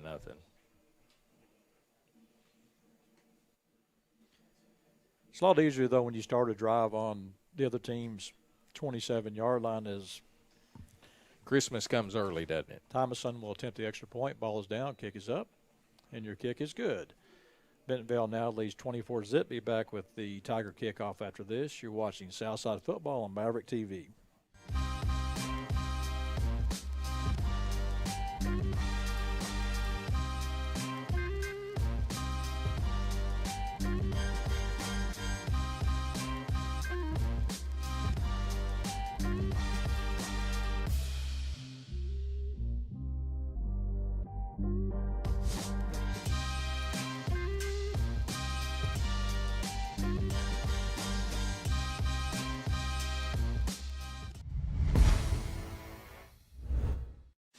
Hey, there's 3 ways to watch on the Southside School app, on Cox Year Channel 22, or the best place on Maverick TV YouTube channel. Just search Fort Smith Southside Maverick TV, subscribe for free, and get a notice every time we go live. Keith, you was telling me earlier you actually went to Walk-Ons and ordered something off of your normal order. Yeah, it was pastelaia, and pastelaia is very good. We'll get to that at halftime as we'll have our annual Walk-ons. I guess it's going to be a review of it, huh? Yes, it is. Very good food at Walk-ons. Thomason will kick off again for the Tigers. Here's his kick. It's going to go in the end zone for a touchback. Yeah, and they do not want Wyatt to have that opportunity. In fact, Wyatt had a score last week on a kickoff return, if you remember, against Rogers. Well, it's been the kicking game, the punting game tonight, block punt, a tip punt, a turnover, and penalties have really hurt Southside tonight. Yeah, it's all the things we said that you couldn't do and have a chance with Bentonville. G2 Media Group, LLC, holds all rights to this broadcast. Any reproduction or rebroadcast without written consent is prohibited. Again, Tucker checks in the backfield for the Mavs. Southside goes trip set to the left side of the field. Looks like Bentonville may come with a blitz. Now they back off. Here's a handoff to Tucker. He's going to be hit and dropped after maybe, let's give him maybe 1 yard on the play. Brings up second down, 2nd and 9. Kind of surprised that he didn't go ahead and come, with them probably thinking it was a running play. But I think the reason he stayed back, Keith, they've got a lot of respect for Lloyd. They've got a lot of respect for Wyatt. They're worried about Fulbright, Lopez across the middle. So they are respecting the game. Again, second down, 2nd and 9. Sorg has time. He looks down the field, still has time to throw the ball to his outlet. That's Tucker, who's going to be hit. That Stahl's making the play defensively. Going to be a gain of 3 on the play, brings up 3rd down, 3rd and 6 for the Mavs. Good recovery by their linebackers. They actually sent one linebacker there to have a 4-man rush against Sorg, but Southside's line was able to pick it up. They've done a fairly decent job tonight. Big 3rd down here for Southside. We've got 58 seconds to go here in the first quarter. Sorg takes a snap, has time to throw the ball. Will throw the ball over the middle, has an open receiver, and throws the ball inside, intended for Wyatt, goes incomplete, brings up 4th down. Yeah, I think Sorg would love to have that pass back because Wyatt was truly there, established himself, found that little bubble, and he probably could have turned that, as Wyatt is so good with yards after the catch. Again, Gavin Grant will check in to punt the ball away for the Mavs, and it's been an adventure so far tonight. I'm not sure what the net yardage is on punting, but it's not been very good. You've had you had a block punt, you had a tip punt. Has really set Bentonville up with great field position. Looks like they're going to go for it again here as they're going right up the middle. Here's a high snap, and it's going to be kicked. Should be a penalty, should be a roughing the kicker. It's there. Just got thrown by the referee.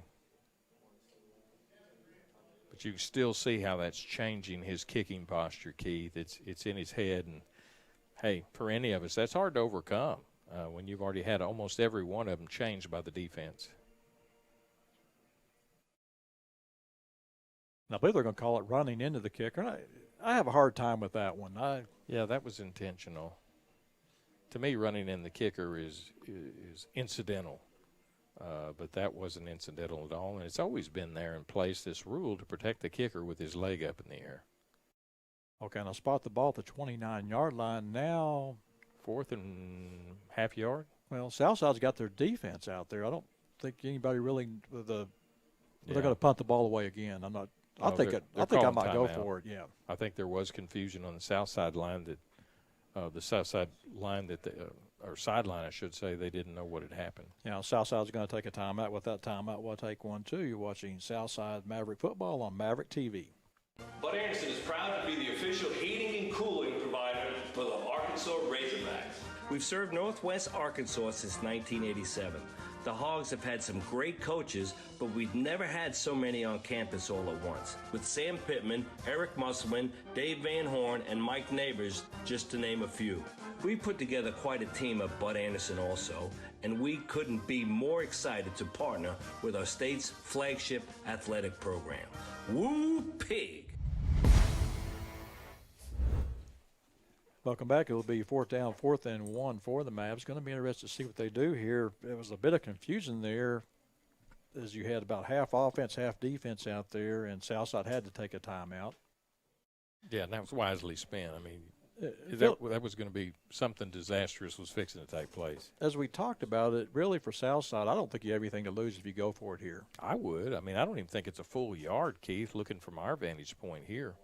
And I don't know why you can't get that. Just have Sorg lean over the line. Well, that's all good and fine, except we talked about this last week. You've got to be under center almost to do that, and he's not going to be, as he'll work pistol formation with Tucker in the backfield, as the Mavs will go for it. Changing the play call. You know, in a normal game, you probably wouldn't go for it here, but Southside really struggling just to get anything going. Here's a handoff to Tucker. He's going to be hit, going to get the first down. A good job by Tucker of really getting low and getting the first down. Yeah, he keeps those shoulders so square when he runs, and I just really love to watch him. He has always got his head up. He's looking for where the hole is, and he had to be a little creative there. But the offensive line had him a little bit of a crack, slipped through that, got the first down, which was our goal on that play. Here's a keeper by Sorg. He's going to get across the 35-yard line up to about the 37-yard line, going to gain 6 on the play. I like that call, and as you just said, Phillip, just get that 6'4" frame down on the ground, you get an extra 1 or 2 yards. Absolutely, and you don't see that call very often, and I promise you Bentonville hadn't seen that on film, or if they did, they didn't pay any attention to it. And that's going to be the end of the first quarter. At the end of the first quarter, Southside trails 24-zip. Be back with the start of the second quarter after this. You're watching Southside Football on Maverick TV.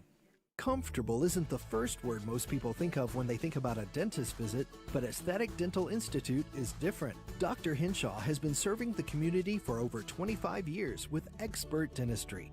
For cleanings and preventative care, IV and oral conscious sedation, cosmetic dentistry, bleaching, Invisalign, restorations, and even Botox, Aesthetic Dental Institute offers modern dentistry in a relaxed and calm environment. Schedule your complimentary consultation at salisawdentist.com. Welcome back to action as we start the second quarter. It'll be second down, 2nd and 4 for the Mavs, taking advantage of the running into the kicker penalty. Southside goes for it on 4th down, 4th and 1. A good run by Amari Tucker, gets 3 on the play.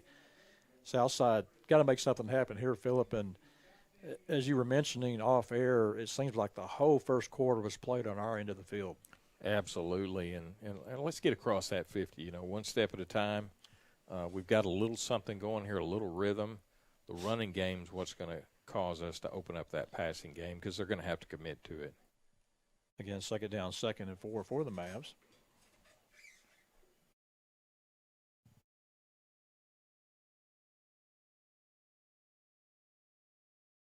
Sorg wants to throw the ball, looks down the field, has time. Will throw to his outlet receiver. That's Tucker. Will cut it back outside. Makes a nice move, but there's not much there as he will be run out of bounds at the 38-yard line. We'll bring up 3rd down, 3rd and about 3. I think Bentonville, Keith, if I counted correctly, had at least 4 people out there, but for him to get a yard is still quite an accomplishment. Still 3rd and manageable, though. Again, 3rd down, 3rd and 3 for the Mavs. Here's a keeper by Sorg. He makes a nice move to make the first man miss across the 45. Will go forward to about the 49-yard line where Rafe Stalls makes the play. Keith, this is really a read that I think he's taking, and if they pay attention to the back, see his head's up, once he sees that committal, he is headed the other way, and excellent call, and that's a rhythm play. Be 1st and 10 for the Mavs at their own 49-yard line.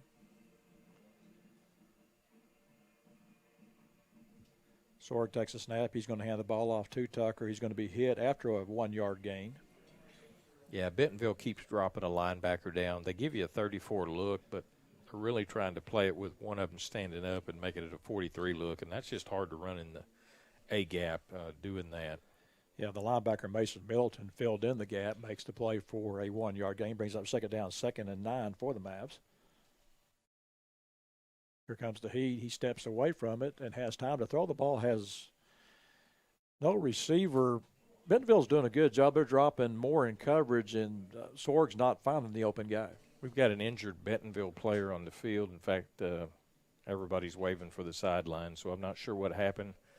But big number 79, I believe, was blocking him, and he went down to the ground pretty hard. Okay, let's go ahead and take a timeout on that. You're watching Southside Football on Maverick TV. A to Z Furniture in Alma is ready to meet your furniture needs. In these trying times, with all the shortages going on, they're working hard to keep stock flowing and the warehouse filled. A to Z Furniture understands that you need your furniture in a timely manner, and they are striving to make that happen. Open 7 days a week for your convenience and offering financing and delivery, A to Z Furniture would love for you to stop in and shop today. A to Z Furniture on Highway 71 in Alma. Worth the drive to save more. One evening Let's as go, Walter. the sun went down, After you. jungle fire was burning. Down the track came Get him, a Bud. wagon. Said, boys, I'm not turning. I'm headed for a land That that's is far incredible. away. It's a multi-flex Beside the tailgate. crystal It can be a step, can even become a workspace. Meet the cat. What's so great about him? He didn't have a workspace. The Chevy Silverado with the available multi-flex tailgate. Find new adventures, find new roads. Chevrolet. There's Giovanni Kianaga, the injured player for Bentonville, and good to see him getting off under his own power.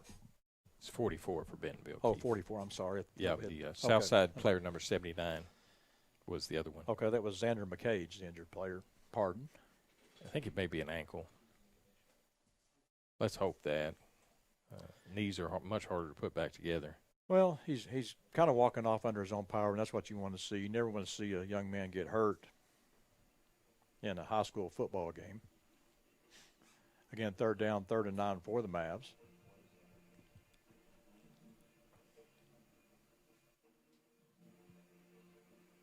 Sorg throws the ball. It's going to be incomplete, intended for his running back. That's Amari Tucker at the 25-yard line. We're bringing up 4th down, 4th and 9. Yeah, we also had Wyatt in the mix there, so I'm not sure which one was the call.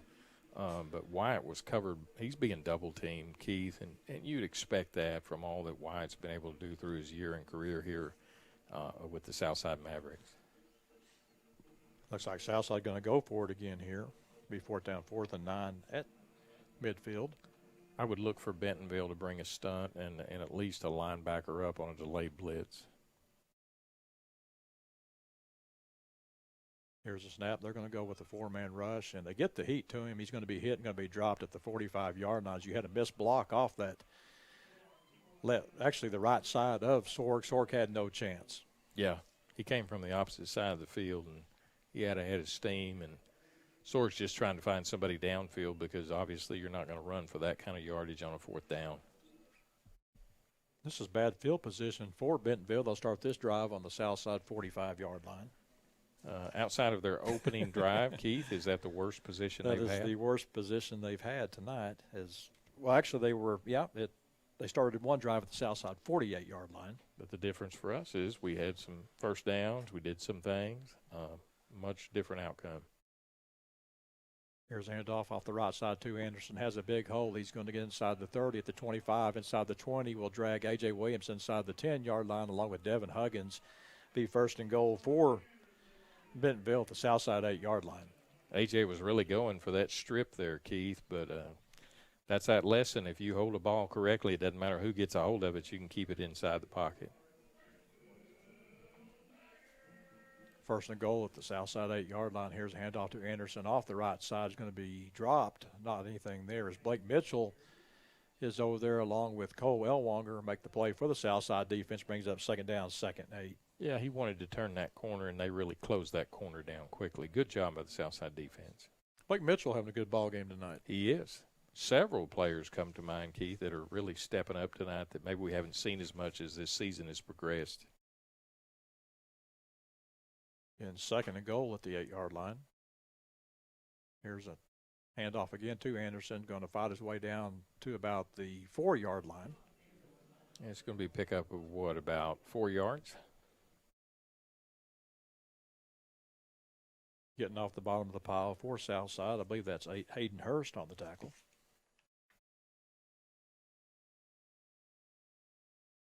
Be 3rd down, 3rd and goal. I'd be really surprised here if Bentonville puts the ball in the air at this situation. Ficklin checks in the ball game. Already scored 2 touchdowns tonight. Here's a handoff to Ficklin. He's going to fight his way down. Keeps those legs turning. A good job by the Southside defense of hanging on. Zach Medlin along with Dimitri Lloyd and Andrew Reeder make the play for the Southside defense right at the half-yard line as Bentonville rushes up to the line of scrimmage to run another play. Here's a handoff and going to be a touchdown for Ficklin. I tell you what, he is deceptively strong, Keith, and he mixed it up with the big boys on that one. We've still got 8:58 left to go in the second quarter. It's been a game of field position. The defense has been fighting out there as best they could. It's just a lot of weapons on the Bentonville side as Thomason in for the extra point. Ball is down, kick is up, and your kick is good. Bentonville now leads 31-zip. Be back with the Bentonville Tiger kickoff after this. You're watching Southside Football on Maverick TV. Ashley Air is proud to be an official sponsor of Razorback Athletics. We've served the River Valley since 1958, the same year that the legendary Frank Boyles took over as the Razorback football coach. The Hogs have had some great coaches, but we've never had so many on campus all at once. Sam Pittman, Eric Musselman, Dave Van Horn, and Mike Neighbors, just to name a few. What an incredible team. We put together quite a team at Ashley Air, too, and we couldn't be more excited to partner with our state's flagship athletic program. Ooh, pig, suey!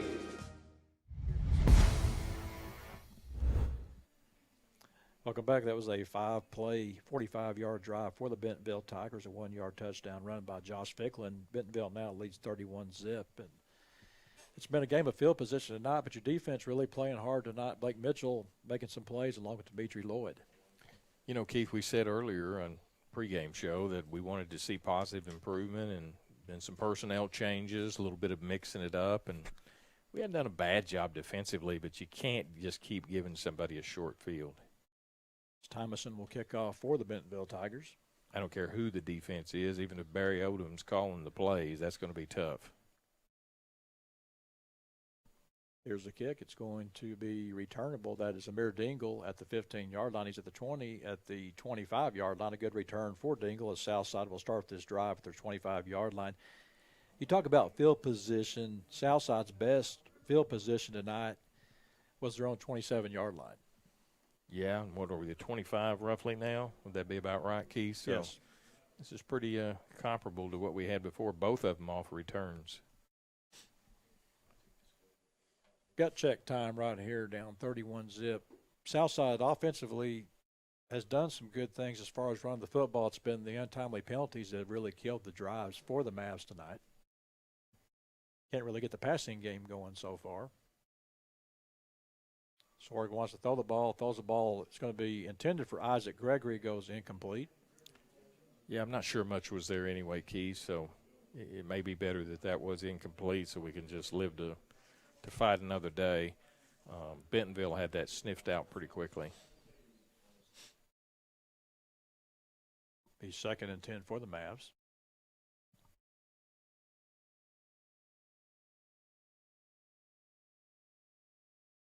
Here's a handoff off the right side. That's Tucker. Has a hole. Will get up close to a first down. Going to be spotted maybe about a yard short at the 34-yard line. Brings a 3rd down, 3rd and 1. I know he's going to have some plays for some losses, but I tell you what, Keith, about every time he touches the ball, he's good for 8 to 9 yards. And right there, he got about 9 yards on that play. Yeah, that was big old number 74 over there, too. That was Miguel Salas making the play. And here's a handoff to Tucker. Going to lose yardage in the backfield on 3rd down and bring up 4th down, 4th and 4. You know, those losses count in your averages as well. And I know we're not about stats here or anything, but still, he has had some nice runs tonight against a very good defense. Looks like Southside trying to decide what they want to do here. Looks like they're going to go ahead and punt the ball away as they will check in. Alfredo Del Rio will punt the ball away for the Mavs. Maybe trying to have a little different look, a little different kick release and see what happens. It's a quick snap. Del Rio gets the punt off. It's going to be a high punt that's going to be fair, caught at the 32-yard line. Yeah, I think we actually blocked that a little better and didn't let them in the backfield, but that was a good punt. Yeah, Jackson Hutchins called for the fair catch. What they did do different on the play was it was a quick snap. They didn't give Bentonville really a time to set up for the rush, got the ball off. Good change of pace by the Southside special teams. What's the definition of insanity, Keith? Keep doing the same thing and expect a different outcome. So coaches stepped up there. Well, they kind of change the field position a bit. This will be only the second drive tonight that Bentonville has not started in Southside territory. So their second worst field position. Yep, 27-33. So actually, they started their first drive of the game on their 20-yard line. Here's a handoff to Anderson. Follows his blockers. Will get across the 40-yard line up to about the 42-yard line, where Zach Medlin along with Dimitri Lloyd make the play for the Southside defense. You know, he's more of a diminutive back, Keith, and when he got behind those two big linemen, he just kind of rode them as far as he could, and good job by him. I believe it was actually both guards were pulled to take care of that play. 1st and 10 at the Bentonville 42-yard line. Here's a handoff again to Anderson. Boy, he's going to be met. That's Dimitri Lloyd making the play for the Southside defense along with Cole Elwanger. Brings up second down, second, and let's give him about half a yard, 2nd and 9. You know, it makes the crowd go wild, Keith, but his forward progress gave him that first down.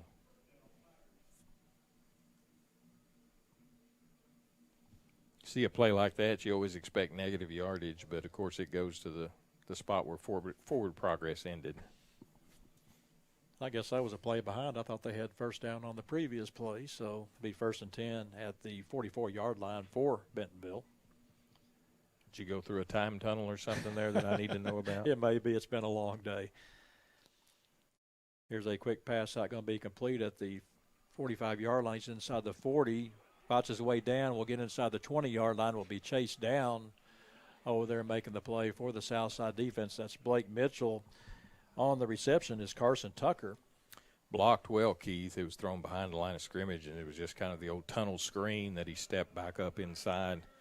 Always effective, and they played it to perfection. It's really hard to defend.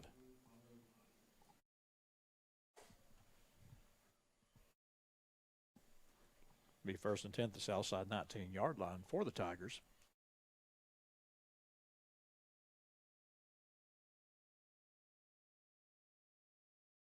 Again, they'll have Anderson in the backfield. They've got a new quarterback in there. Here's a handoff to Anderson. Going to be hit and dropped. A good defensive play for Southside. That's Mitchell along with Gavin Grant make the play. Carter Nye, a sophomore, is working at quarterback for Bentonville. Yeah, and what Southside did on that play was they brought a linebacker in to really get them kind of mixed up on what they're trying to do, and he come across scot-free, and that's how he's able to make the play from behind. If you're Southside, Phillip, in this situation, down 31-zip, you still got 5:27 to go here in the second quarter. It's gut check time for the Mavs. Absolutely. The mercy rule is definitely within reach for Bentonville. Don't want to throw the ball this time. We'll throw the ball to the corner of the end zone. He's open. Let's see if he's in bounds. He's going to be incomplete. That was Brown, a sophomore to sophomore. A good throw by Carter Nye to C.J. Brown, but he's out of bounds. Will bring up 3rd down for the Tigers. Excuse me, 2nd down for the Tigers. Looking to see if the big board here put a replay on that one, because it was going away from us. We would be at a loss to be able to tell, but it was awful close. Well, the official was right there. He was right on the corner. He could see what was happening on the play, and we've got a flag on the play now.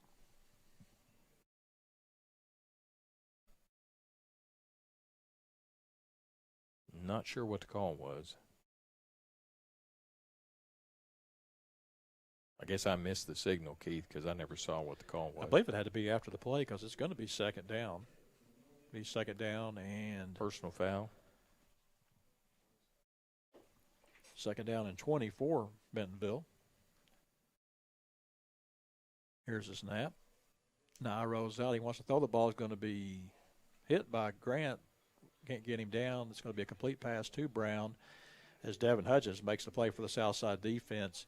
Had a chance to get him back there, and really good coverage for Southside. You just can't give him that time. He's able to roll out, find an open receiver. Yeah, and things are getting pretty testy there on the line. Number 54 for Bentonville. He was really doing some shoving after one of our guys was on the ground. In fact, the referee stepped in. So yeah, that's Joey Sua, the Razorback commit. That could be where some of that penalty came from that we missed. Again, 5:05 to go here in the second quarter. It'll be 2nd down, 2nd and 11 for the Tigers. And Carter now your quarterback. He'll have Anderson in the backfield. Now we're going to have a whistle, and we're going to have a timeout. With that timeout, we'll take one, too. You're watching Southside Football on Maverick TV.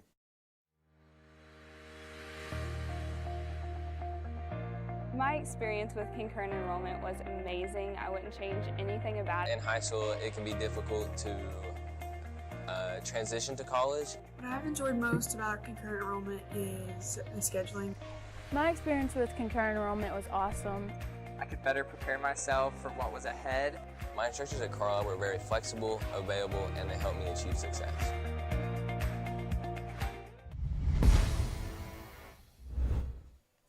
Welcome back to action. It'll be third down, 3rd and 10 for Bentonville at the Southside 19-yard line. The defense relatively has not played a bad first half. They've had their back against the wall on most drives, as Bentonville has had 4 starting possessions inside Southside territory, including the 19-yard line. Defense, fighting for everything they can get. Demetri Lloyd having a good first half along with Blake Mitchell.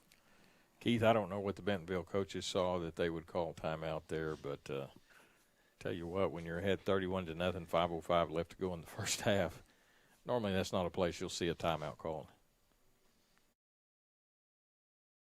Carter Nye takes a snap. He wants to throw the ball, feels the heat, going to throw the ball. It's going to be complete for a touchdown to Q Brown. That is another sophomore, and that was just a nice play. Brown showed some great hands right there, reaching out to catch the football. Hit him in stride, and it was just a crossing route, one that he just pointed himself toward the goal post, and that was wide open there across that zone. Thomason will check in for the extra point.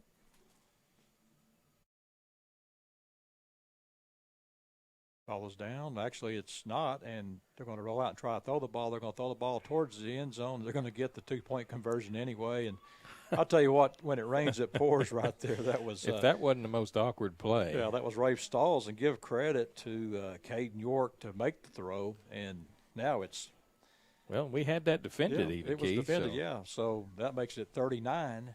The kicker didn't even have a very good fake. He didn't even try to put his leg through it or make it look like maybe it went through. And we'll be back with the Bentonville Tiger kickoff after this. You're watching Southside Football on Maverick TV. This is a walk-on athlete. They push harder and put their heart into the game. This is the passion we're built on. It's why we put our heart into creating game day with a taste of Louisiana.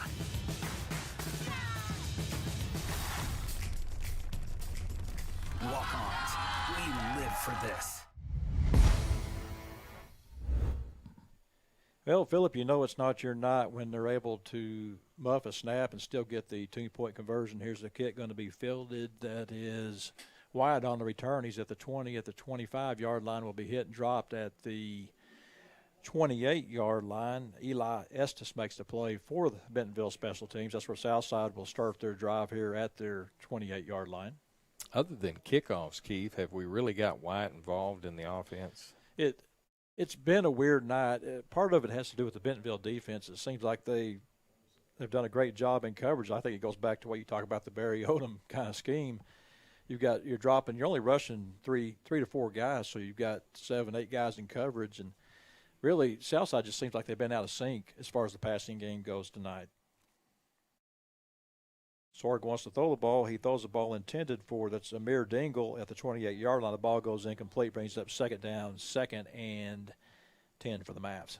Yeah, and I really like our running game, especially, as you said, with Bentonville kind of laying off. It gives us a chance to kind of open up some lanes there and get something going, and we're doing pretty well, except for the losses we've taken behind the line of scrimmage. Keith, we've made 8-9 yards every play. Well, the penalties have really hurt us in the running game. And here's a handoff to Dingle. Has a hole. He's going to get across the 35-yard line up to about the 37-yard line. Going to be about 2 yards short of the first down. Brings up 3rd down, 3rd and 2.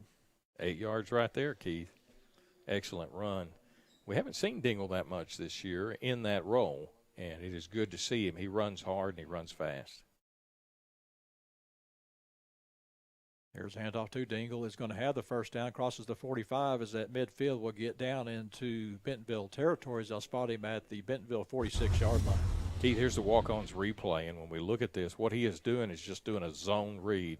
You notice the Bentonville end crashes down. Once he sees that, he's going to pop it outside every time, and it's good for at least, 10, 12 yards there? The 1st and 10 at the Bentonville 46-yard line. The first time Southside's had the ball in their territory. Here's Dingle again, gets in the open field at the 35 down to the Bentonville 32-yard line. He's making those reads, Keith, and once he sees what that end's doing is where he's making his cuts from. Excellent job by Mr. Dingle.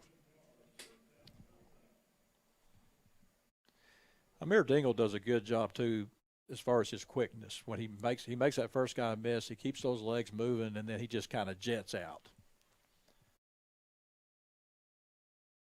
Here's a handoff to Dingle. Has an open hole across the 25 down inside the 20 to the 19-yard line. Now that one, instead of being a zone read, Keith, had more of a feel of a counter play. So you've got the line blocking for his right. He's going to pop it back to the left. That's what you'd call a counter. Excellent job, though, by the line. Sorg wants to throw the ball. He will throw the ball. It's going to be incomplete. Intended for Dingle. Hit him in the shoulder pad, goes incomplete. Yeah, and Wyatt was right there behind him, Keith, so I'm not sure what that – I think he was supposed to be running more of a wheel route out of the backfield, but Wyatt had already set down just about the down marker.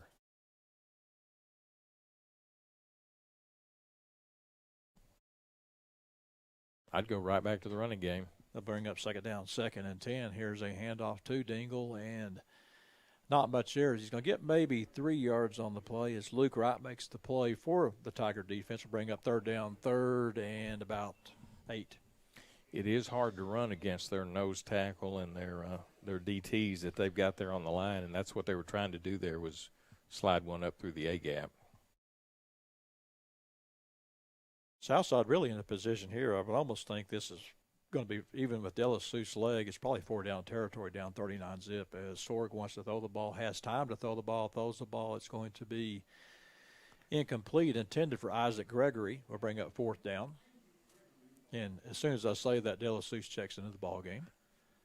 Points is points, Keith, and I think that's the theory we're going to go under. And it is, but it isn't, because you are right now still going to be in the mercy rule to start the second half, and this may be a chance to get out of it. But also, there's also something to be said to try to get something positive to happen here in the first half. Maybe Coach Dameron is saying that. Let's get points on the board, and then we're gonna go to work. Good drive though by the Southside Mavericks. Ball is down. Kick is up. Kick is no good. Well, I've been seeing those guys all night long raise their arms. So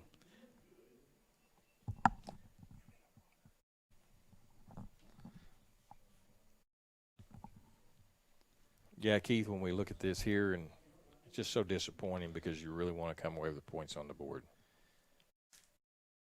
They'll bring the ball back out to the 20-yard line for Bentonville.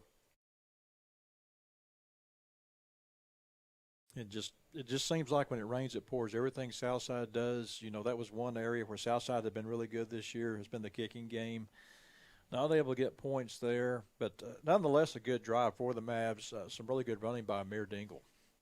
Absolutely. I love to watch that, especially that zone read where he just kind of sees what they're doing. Right, checks back into the ball game. Will hand the ball off to Anderson. He's got a nice hole as he will get across the 25-yard line up to about the 28-yard line where Cole Ellwanger makes the play for the Southside defense. It's tough on a defense, Keith, because they're so hopeful. They're watching that offense, go down the field, and then you come away with no points, and they feel like the whole weight of the game is on their shoulders. Again, second down, 2nd and 3 for Bentonville. 2:22 to go here in the second quarter. Here's a handoff to Anderson. He's going to get across the 30-yard line. We'll have a first down. He's talking about our running backs, Keith, but Bentonville's running backs run hard and they run strong, don't they? Yeah, that was Gage Jones making the play for the Southside defense. And, gosh, it seems like each week. Now, last week we just saw the Shepherd. They had one running back for Rogers, but it seems like every team has 1-2 good running backs. And we do. We do between our running backs. And, in fact, it's hard really to tell them apart when they're in the game. They're very similar in shape and size and style of running. Bentonville kind of slowing it down here, 1st and 10 at their own 32-yard line. Wright checked back into quarterback for this series before the end of the first half. Hands the ball off to Anderson, going to get across the 40 up to about the 41-yard line, where Dimitri Lloyd, along with Devin Hutchins, make the play for the Southside defense. And this is where we talked about that smaller defensive line against this big O-line for Bentonville, and it takes a toll, Keith. That's a lot of pounding they've been taking. Yeah, and Bentonville looks like they may just be happy to run the clock out, as we've got 1:21 to go here in the second quarter.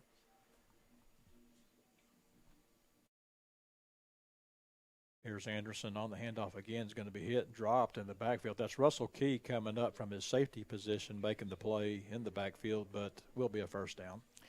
Yeah, we're sneaking people down because we know this is what they're going to do until halftime. And they're still pretty successful even with that. That's a big old line out in front of him.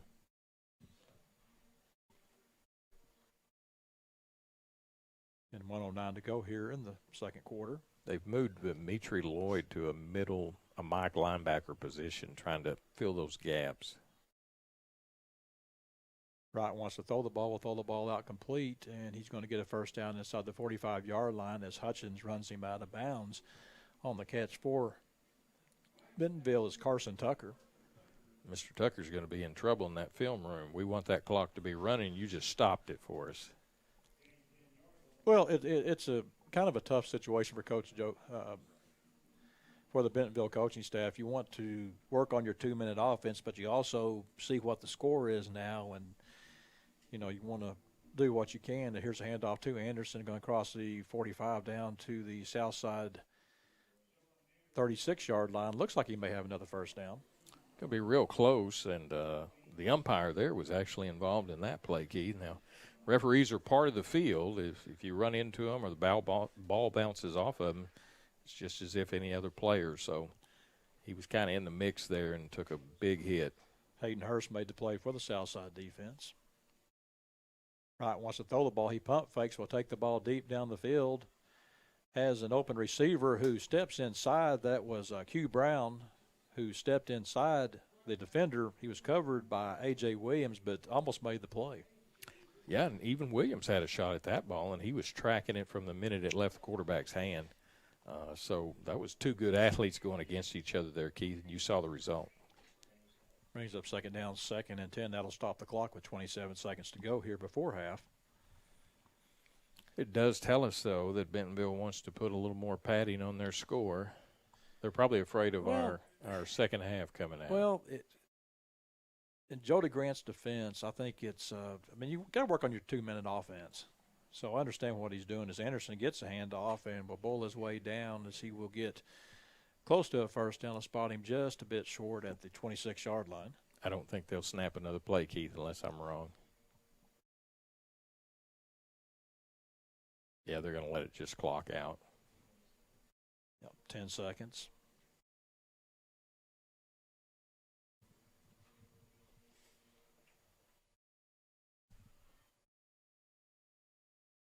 That's going to be the end of the first half. At the end of the first half, Southside trails 39-zip. Be back with the walk-ons halftime report after this. You're watching Southside Maverick football on Maverick TV.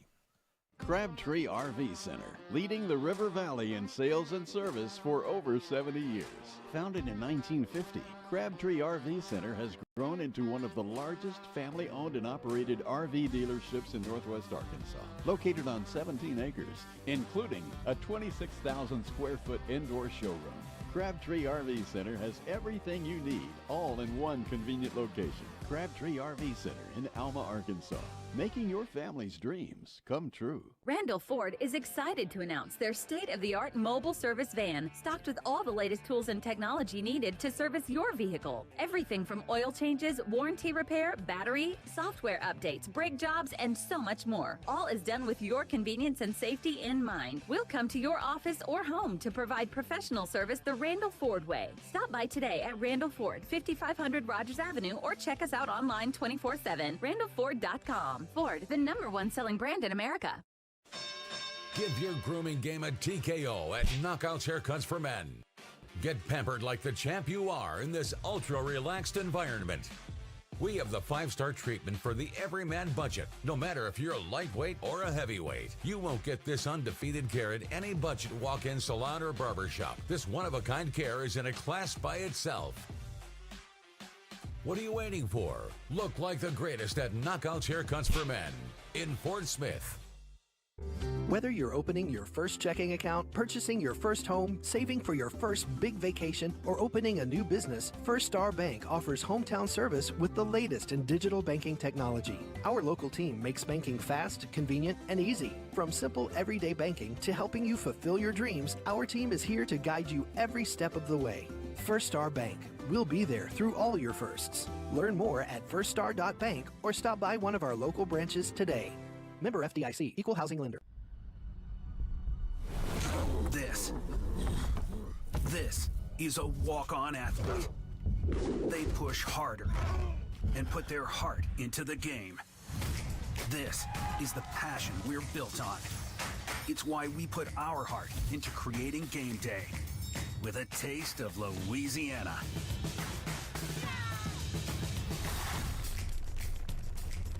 Walk-ons, we live for this. The Rustic Cabin in Central Mall is your ultimate farmhouse chic furniture store. They carry the area's largest and most diverse collection of solid wood furniture and decor for your home, office, ranch, or cabin. Shop beds and bedroom sets and dining room tables, chairs, and benches for small and large gatherings. Explore their selection of solid wood desks and chairs, sure to perfectly accent any office. Before you shop anywhere else for furniture and home decor, shop the Rustic Cabin. Chad Sutton and Jared Copeland with Sagely and Edwards Realtors are your go-to agents in the Arkansas and Oklahoma River Valley. When you're working with this team, you're working with the best. Whether it's for commercial property or you're a first-time home buyer, they're going to make sure your buying experience is an easy process. And if you're moving up, they want to make your experience better than your last. When you love what you do, it shows. Discover the Sagely and Edwards Realtors difference. Give Chad or Jared a call today or visit them online.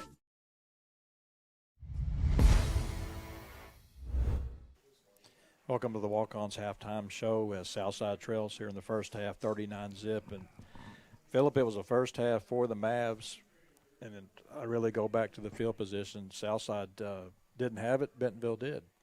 Yeah, Keith, it's just one of those games that, we're here. I know those young men from Southside are getting a lot of good game experience. And you might say, wow, how could you even say that? I mean, look at the score. It's 39-0. When we resume play in the second half, Keith, the mercy rule will definitely be in play. And it's just going to be a long trip back to Fort Smith. But you always got to think to your future and where you're at. And it seems like, too, tonight's one of those nights where if it could go wrong, it went wrong tonight. Southside has their best drive right before the half. They get down there. And probably your most dependable player, Jackson DeLaSouce, misses a field goal. Had some chance to get some points. And I go back to Bentonville tries an extra point. It's a bad snap. They don't get it off, but the holder picks the ball up, finds an open guy in the end zone to get the 2 points. It just seems like everything that Bentonville wants to do is working. They didn't even run the play right. Bentonville, that is, Keith. That was the most awkward. In fact, it looked like something you'd see in boys club football, but whatever they touch tonight seems to turn to gold.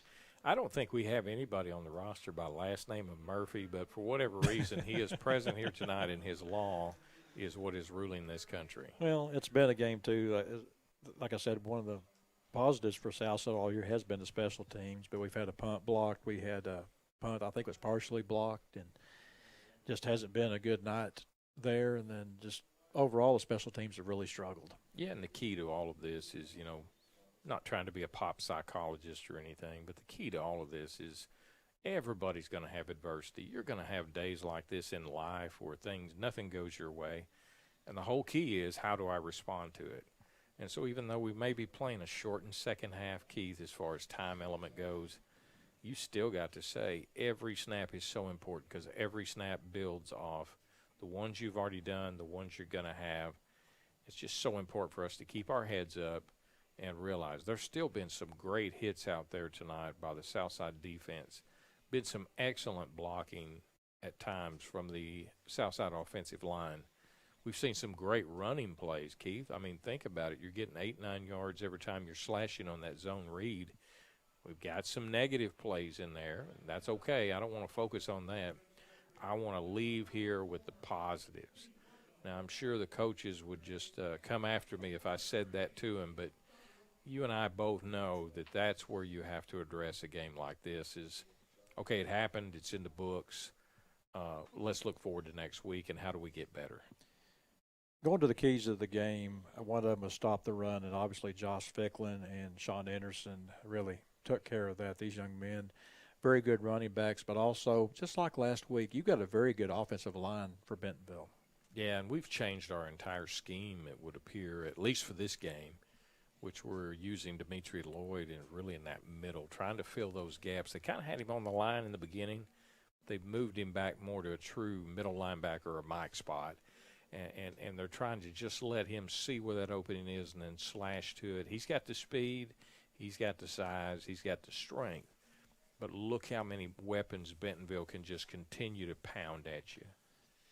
As we try to look at some positives for the first half, for Southside, the running game really picked it up late in the first half, and they had a couple of drives earlier in the ball game, but again, it seems like those penalties, drop passes, receivers, 2 or 3 receivers in the same area, it's a lot easier to cover when everybody doesn't spread the field. So you had all that, but that being said, I thought the running game picked up well, and that's something hopefully we can build on. So you got a young offensive line playing well tonight. Sorg has been hit a few times, but some of that has just been by the fact that that clock in his head hadn't went off, the alarm clock hadn't went off, and he's hanging on to the ball. They've actually done a pretty decent job. And then you've got those 2 sophomores in the backfield, Keith, and I'm impressed with them. If everything keeps going, they progress. I mean, you're talking about 2 guys, a tandem that could terrorize teams from this point forward. On the defensive side of the ball, I like the move of putting Dimitri Lloyd at middle linebacker. He's very active, made a lot of plays in the first half. And also, I thought Blake Mitchell had a good first half. They all did, yeah. Some different names than we're used to calling on that side of the field. And Medlin, it appears, has got a little more freedom with what they've done, so we can kind of help out on that backside. They have excellent receivers. They're hard for anybody to cover. What a great job by A.J. down at the goal line. That was going to be 6 points, and he committed to it. He stayed with it. They're not going to outrun him, Keith. Hey, we'll be back with tonight's scoring summary after these messages. You're watching Southside Football on Maverick TV. Floyd Trailer Honda has been serving the Fort Smith River Valley area since 1976. From the very beginning, Floyd believed people came first, and that's why his dealership has a long history of great customer service and reliability. So when you're in the market for a new or pre-owned Honda, visit Floyd Trailer Honda and receive the quality service you deserve.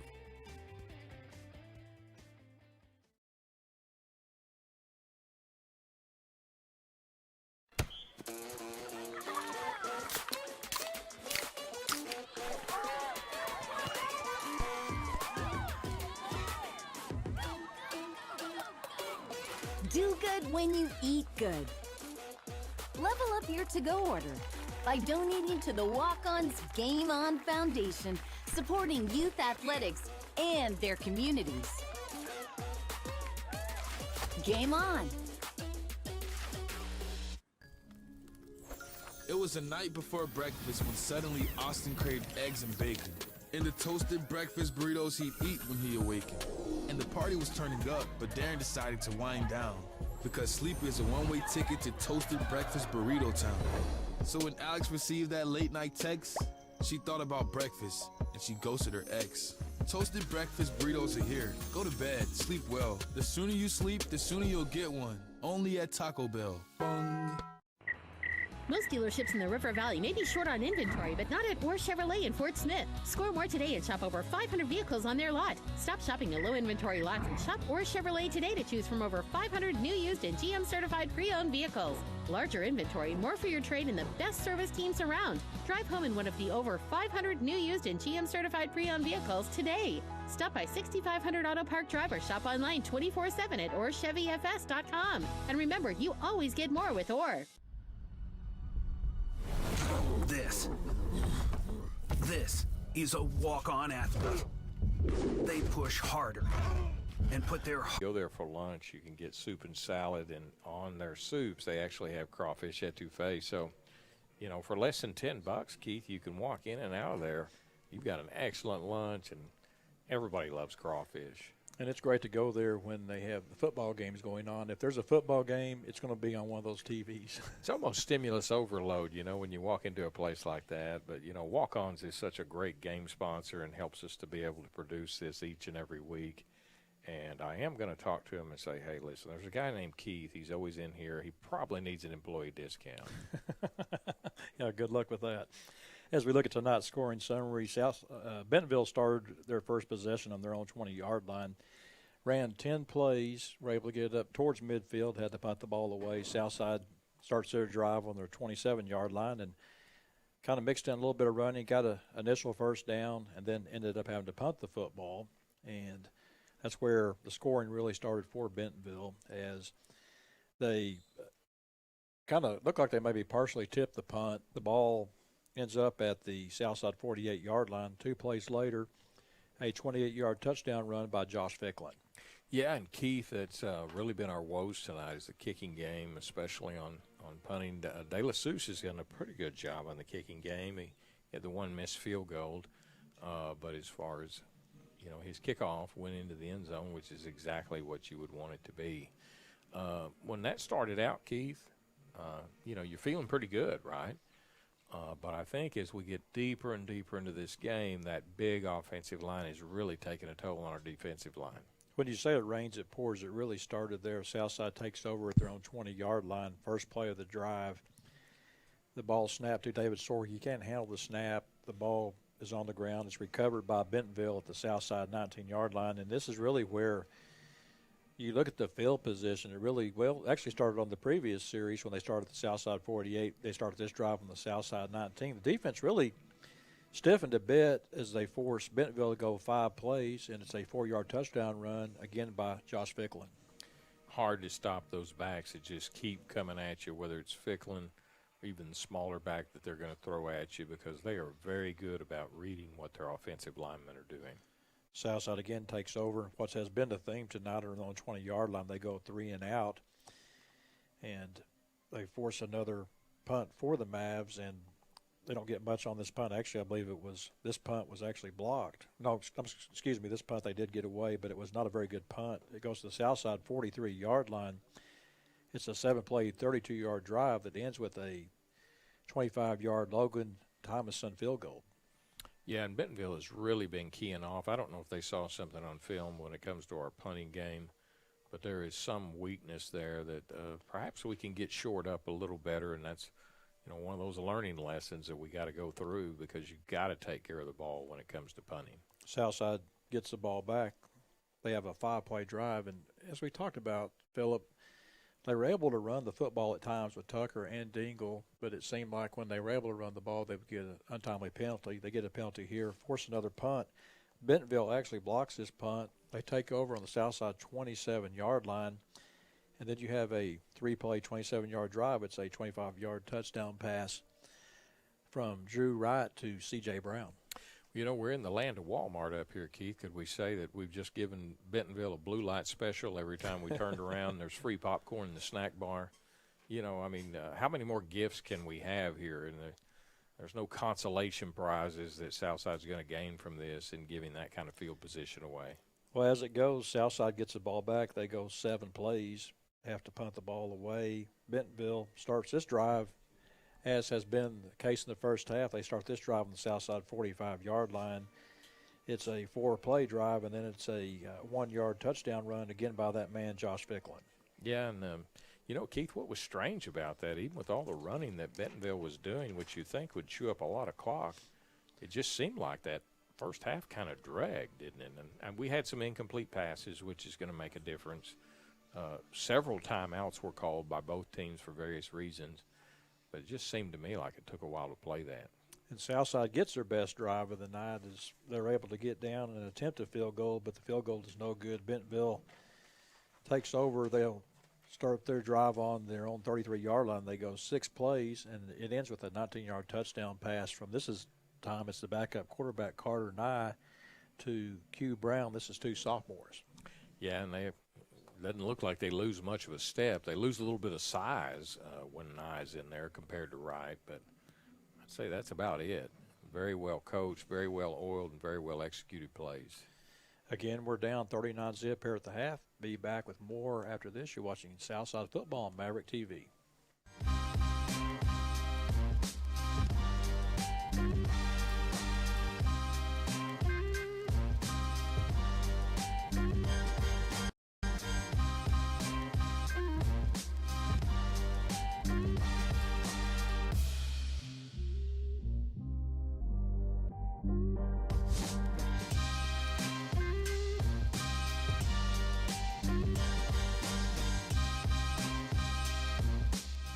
Bud Anderson is proud to be the official heating and cooling provider for the Arkansas Razorbacks. We've served Northwest Arkansas since 1987. The Hogs have had some great coaches, but we've never had so many on campus all at once. With Sam Pittman, Eric Musselman, Dave Van Horn, and Mike Neighbors, just to name a few. We put together quite a team at Bud Anderson also, and we couldn't be more excited to partner with our state's flagship athletic program. Woo Pig! Do what? Welcome back to Tigers Stadium. And, Philip, as you look at the first half, obviously not a good first half for the Mavs. We can go many different ways with that. Bad field position, a very good Bentonville team.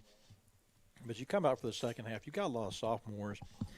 And I think you're at the point with Southside. Last week we struggled. In fact, I don't believe we even forced a punt from Rogers last week. Things are really going south here the last three ball games.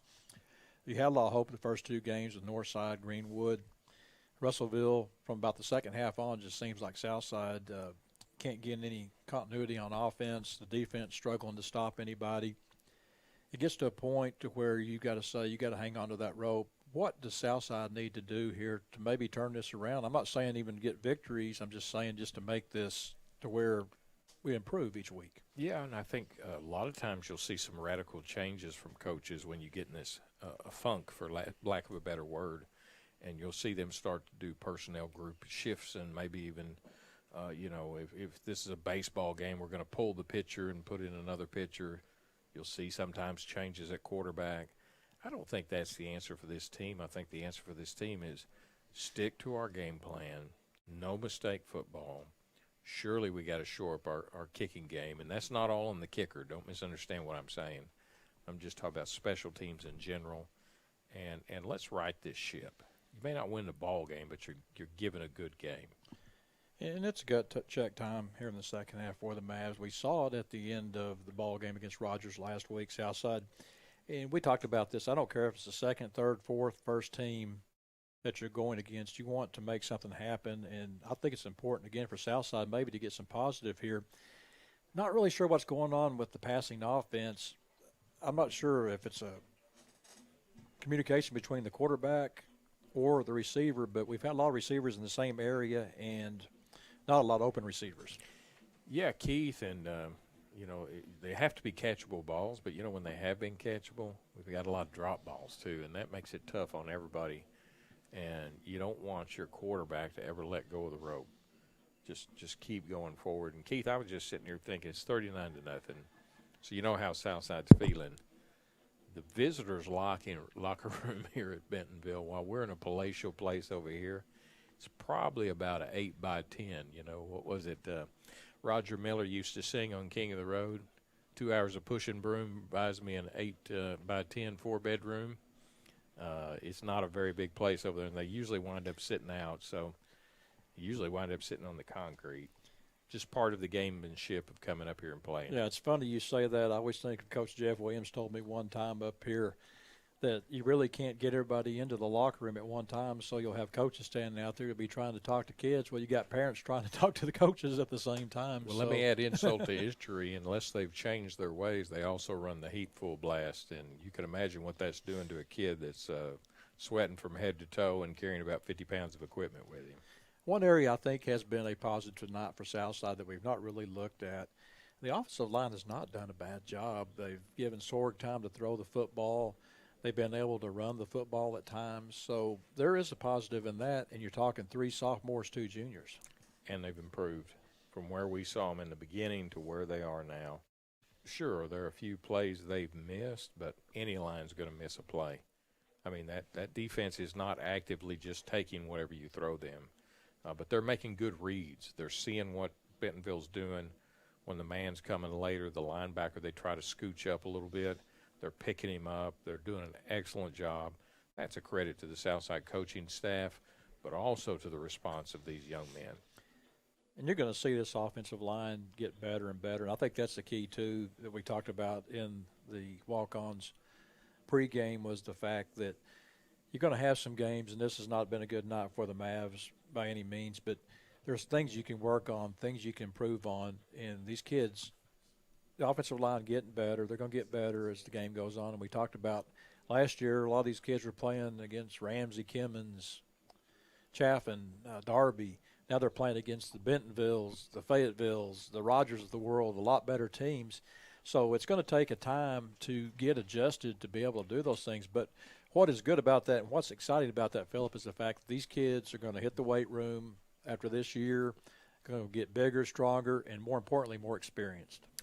Well, what is it they say? Adversity builds character. So we ought to have a bunch of it by next year, and we're going to be okay. And oh yeah, I think one of the lessons they're going to take away from this, Keith, is there's a fine line between hero and zero, and where the crowds are looking at it saying, "Oh, come on," I'm looking at that and I'm seeing future heroes on this field. Well, as working with kids my whole life, that's what it amounts to. Is you don't always get what you want as far as the win-loss record, but it's the little things that you see that are happening, that are good, that you can build on, and I think that's what Southside is definitely going to do. And I know this coaching staff, I've been around these guys forever, and they do the same things, whether it's a state championship team or whether, it's an 0-4 team. They're going to do the same things. So they're in good hands, and I think that things have got to get better here in the second half. Just don't play the blame game or the name game, Keith, and we're going to be fine. Southside will get the second half kickoff. Here it comes down to that is wide on the return. He's at the 10, 15, 20. 25 cuts it back inside. We'll get across the 30 to the 31-yard line. A good opening return for Luke White here in the second half. Yeah, and Bentonville did a pretty good job there of lane integrity. Everybody was staying in their spot and not chasing around. And I tell you what, if you don't stay in your spot, Wyatt is going to expose you pretty quickly, and his speed will get him gone in a hurry. And we are now in the Arkansas Activities Mercy Rule, as it will be a continuous clock. I bet you this third quarter ends a lot quicker than the first quarter, Phillip. I don't know, Keith. We'll see how it goes. Here's a handoff to Tucker. Has the open hole. He crosses the 40 up to the 41-yard line. Be a gain of 10 on the play. Should be, well, they spot him maybe just a half yard short of the first down. Let's give him 9. Brings up second down, 2nd and 1. That wasn't the zone read as much as that was the counter. And I'll tell you what, they've been very successful running that against Bentonville. Here's a quick pass out to Tucker. Makes a nice catch, but then falls down at the 35-yard line. Yeah, that's such a, we talked about earlier about rhythm and timing, and got to get that going. There's just something off there in the passing game that's causing those missteps. They'll bring up third down, 3rd and 6 for the Mavs. Ball at the 35-yard line. It was a tough catch, so he actually caught it over his shoulder, and I think when he did that, it caused him to stumble and lose his balance, and thus the lost yardage. Here's a quick pass over the middle complete. That is Fulbright. Makes the first man miss, bounces off, and will get up to the 49-yard line. Keith, unless my count was off, that took 5 players to bring him down. And, that's a gutsy play to stick yourself up in there with knowing the heat is coming. 1, 2, 3, 4. Yep, I wasn't too far off. 5 players. 1st and 10 for the Mavs. Here's a handoff to Tucker. Not much there. He's going to be hit at the line of scrimmage. Will gain maybe a yard on the play. Trying to see who gets off the pile there. Again, that was number 15. He's had a good ball game tonight, Rafe Stalls. Yeah. Number 2's got to go off the field, Keith. He lost his helmet on that play, so he'll have to sit out at least one. But we're not losing anything with Pringle in the game. Now Dingle checks in. He will be the running back. 2nd down, 2nd and 9.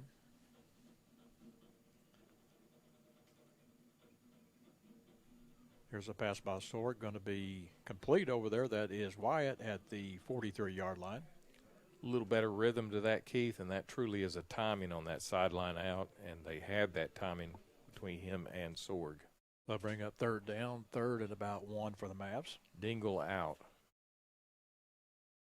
Tucker checks back into the ball game. And you mentioned this too, Phillip. You get a different lineup. You had Dimitri Lloyd. They've actually have had Isaac Gregory playing in the slot all night tonight. Here's a handoff to Tucker. Makes a nice move to the outside, cuts it back inside. Get down to about the 36-yard line for another Maverick first down. Flag on the play, Keith. I'm not sure what the call is going to be, but it's thrown by the referee. There'll be procedure on the Mavs. Yeah, that's pretty much first down yardage there. It was a nice-looking play, but somebody moved.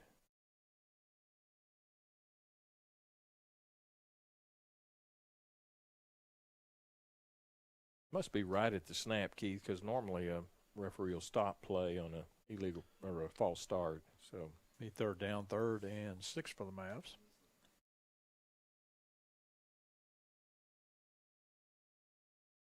Sorg wants to throw, steps up the pocket. Now he's going to take it and run. He's going to get a nice run on the play and does a good job of sliding for the first down. They'll spot him at the 38-yard line. And that's been an effective weapon for the south side tonight, has been the running of David Sorg.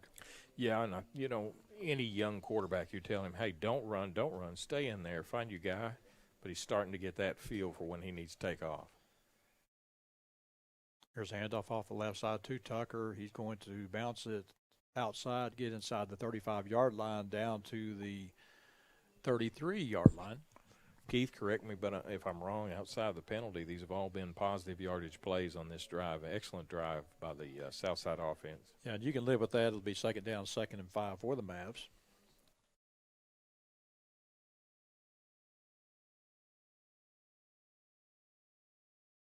Here's a handoff off the left side again, and Tucker leaps over a defender, will get inside the 30, down close to the 28-yard line. Keith, I'm a Tucker fan, and the way that he runs, the way that Dingle runs, and, boy, he stuck his head in there, and there was a lot of big bodies flying around at him. And he got the first. That's a good drive for the Mavs. This will be the 8th play of the drive. Started at, 31? 31-yard line. Good return on the kickoff by Luke Wyatt.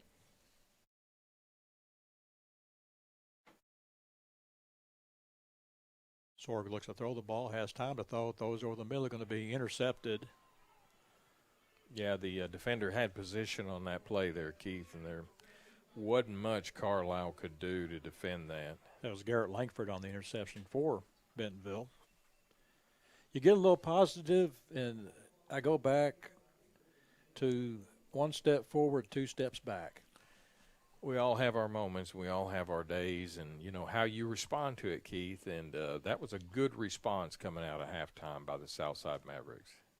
2nd turnover tonight for the Mavs. Wasn't the desired result, but we've put them actually in their worst starting field position of the entire game.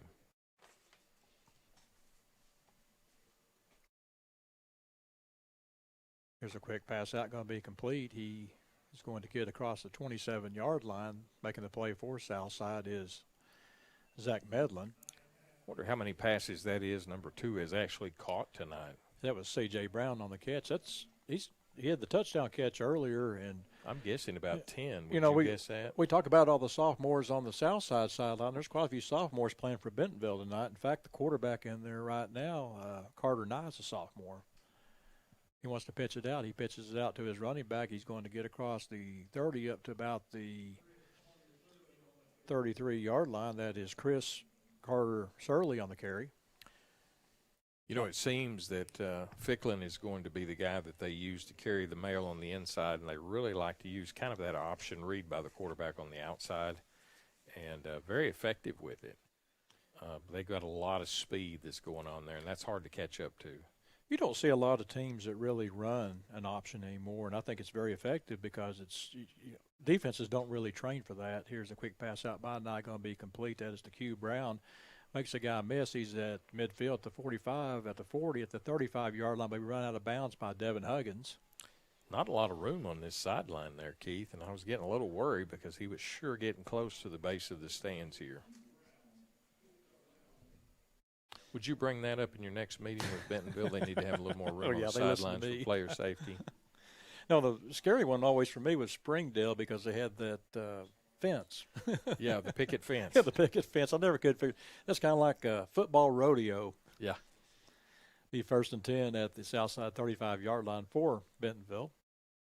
Opening drive here the second half. Here's a handoff He's going to get about 5 yards. We've got a flag on the play. That's Chris Collier-Surley on the carry.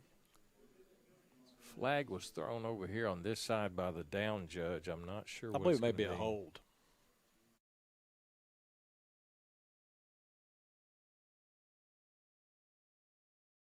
We have face mask on south side. Oh, that's a heartbreaker right there. Good hard run by Bentonville, and their backs run so hard. Doesn't really matter which one they put in, does it? No, they've got several, and they've got some good receivers, too. In fact, I was just kind of thinking, we haven't really seen number 5 tonight, Chaz Nimrod. I don't think he even played in the ball game tonight.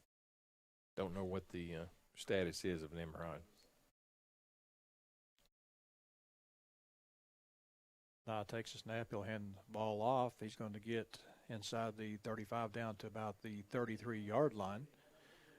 Gavin Grant leads the charge for the Southside defense along with Andrew Reeder. That was Chris Collier-Surley on the carry.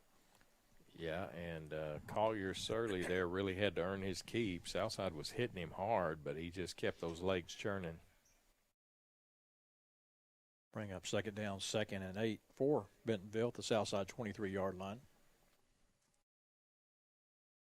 Anderson checks back into the ball game for the Tigers.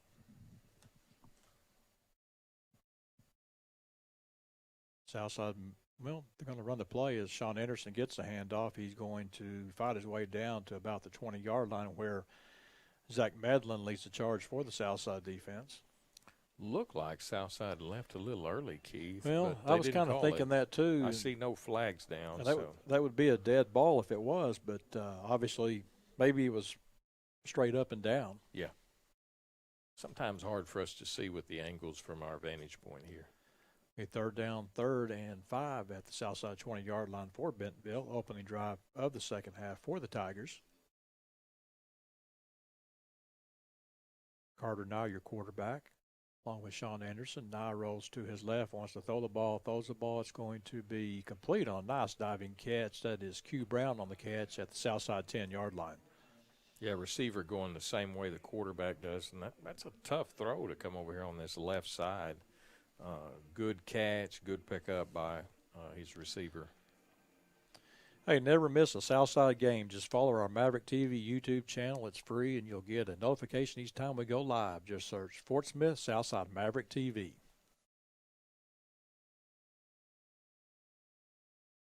Anderson takes the handoff. It's going to be hit at the line of scrimmage as Dimitri Lloyd jumps in there and makes the play for the Southside defense. Yeah, and it would appear, Keith, that Bentonville still got a lot of their starters in the game, especially on their line. So they want to score here, but good, tough stand by the Southside defense.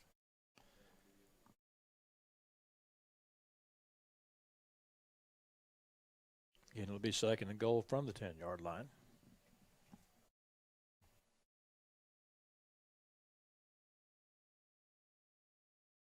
Now we'll hand the ball to Anderson. He's going to fight forward for maybe about 3 yards as I see Zach Medlin along with Big O 89, John Parkinson on the play.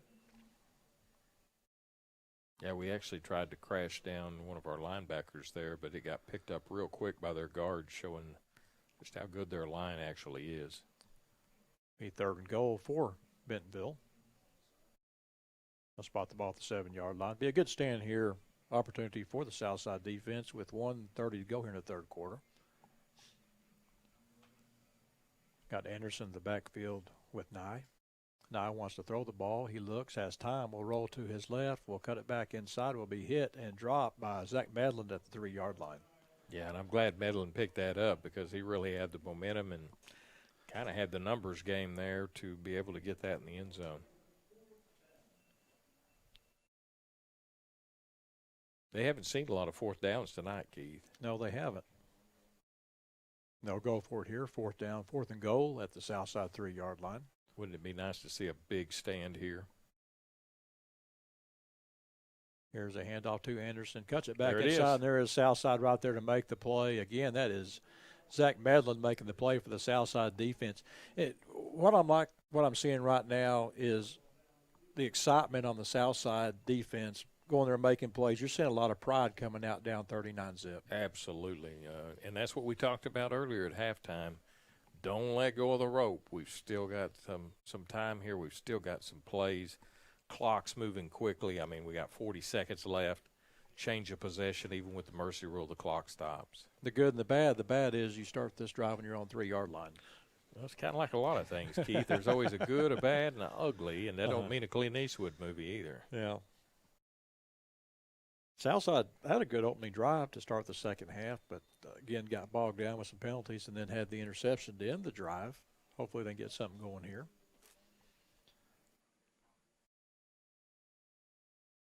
Tucker will check in the backfield for the Mavs. Well, hopefully the offense will ride that positivity that they saw from the defense. Here's handoff to Tucker. He is going to be hit and fall back at about the 3-yard line. And I think, Keith, I could be wrong, but I think he bounced off one of his own linemen there. And that's going to be the end of the third quarter. At the end of 3 quarters, Southside trails 39-zip. Be back with the start of the fourth quarter after this. You're watching Southside football on Maverick TV.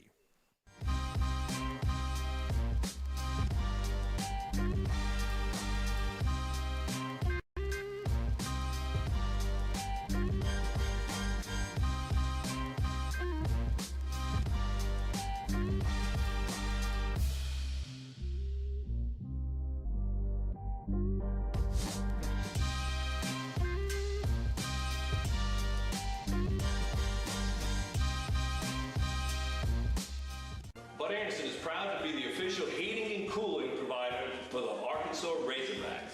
We've served Northwest Arkansas since 1987.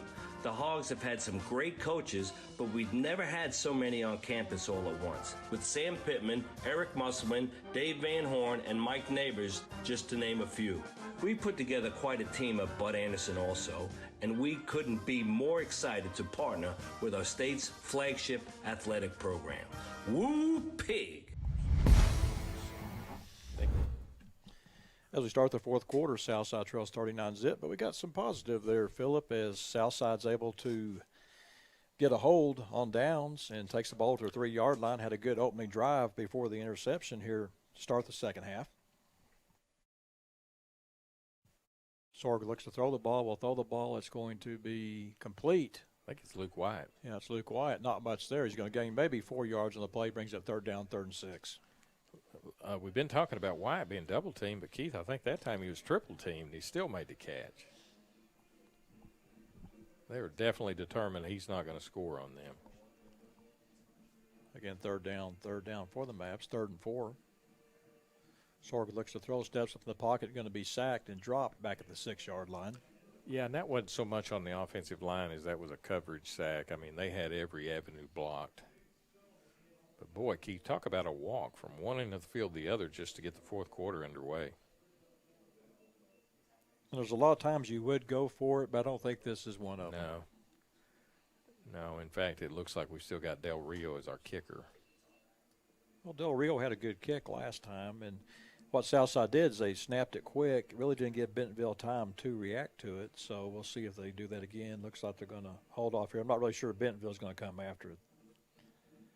Here's a snap. It's a good snap.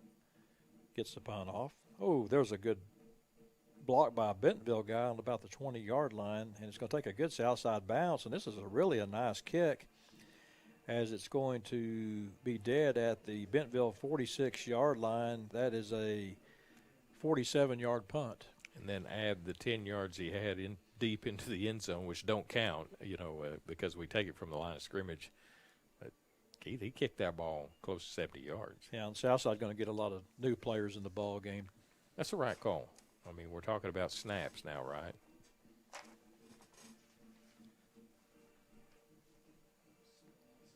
Have to get the roster out to see who else in the game for Southside now. Another young man that's had a good ball game tonight for the Mavs is Hayden Hurst, the nose tackle, playing well. Gage Jones is going to work at left defensive end for the Mavs. Still got Lloyd in the middle. Kirkendall and Grant, those are the other linebackers. Here's a quick pass out, going to be complete. He crosses midfield. Will get down to the Southside 43-yard line. On the catch is Karsten Pate. On the tackle is Zach Medlin. Hero on that play for Bentonville was actually number 13, who was blocking ahead of the game there, and he really let him have some yak there, some yards after the catch. I would really like to know how many tackles Medlin has made the last 2 weeks. I'd say it'd be as high as anybody, wouldn't you? Collier Shirley in the backfield. He'll get the handoff, has an open hole across the 35, will fight his way down to about the 32-yard line where Devin Huggins, along with Zach Medlin, make the play for the Southside defense. It's those seniors like Zach Medlin right now that can step up and kind of lead this team, and you're seeing it right now. Yeah, and one of the things I'm seeing, Keith, is Bentonville, about every running play, they're not wanting to challenge Lloyd in the middle. They're wanting to kind of veer away from him, and it's fine. He's actually being disruptive just by the fact that he's there. They don't want any part of that. Here's a handoff again, and a good defense to play ball on the ground. Let's see. Southside may have it. They have it. I believe that is, well,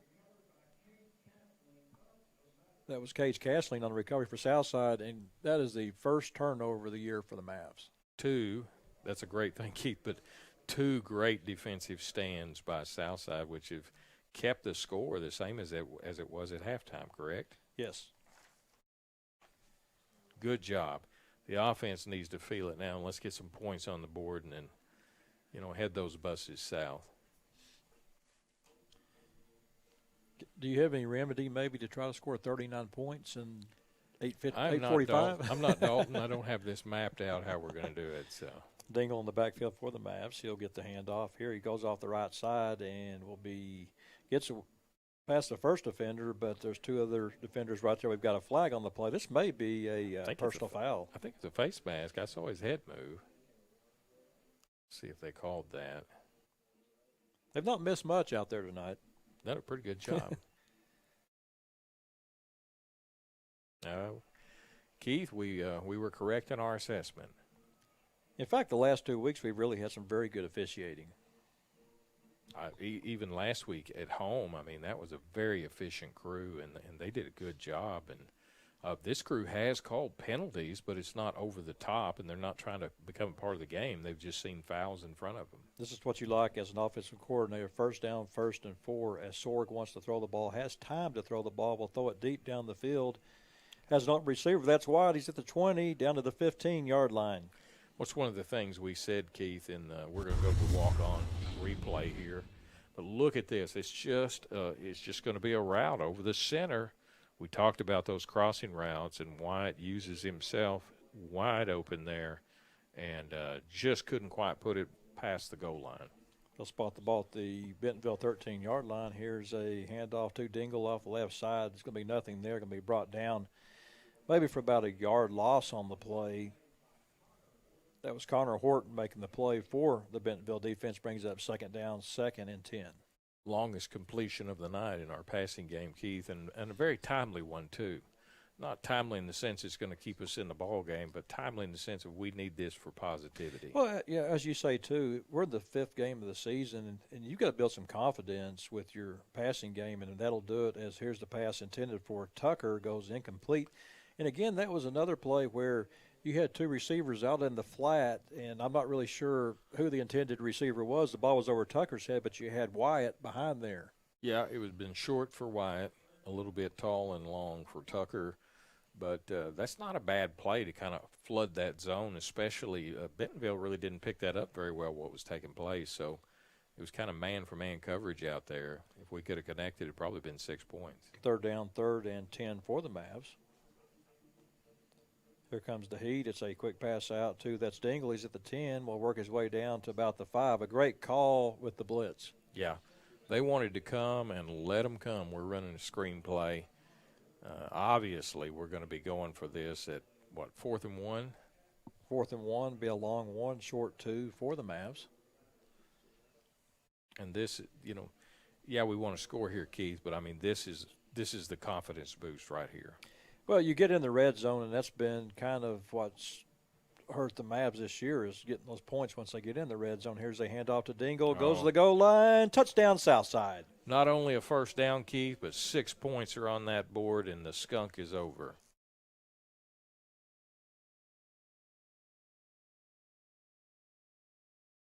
First time, I think, tonight we've actually heard the Wabash Cannonball being played.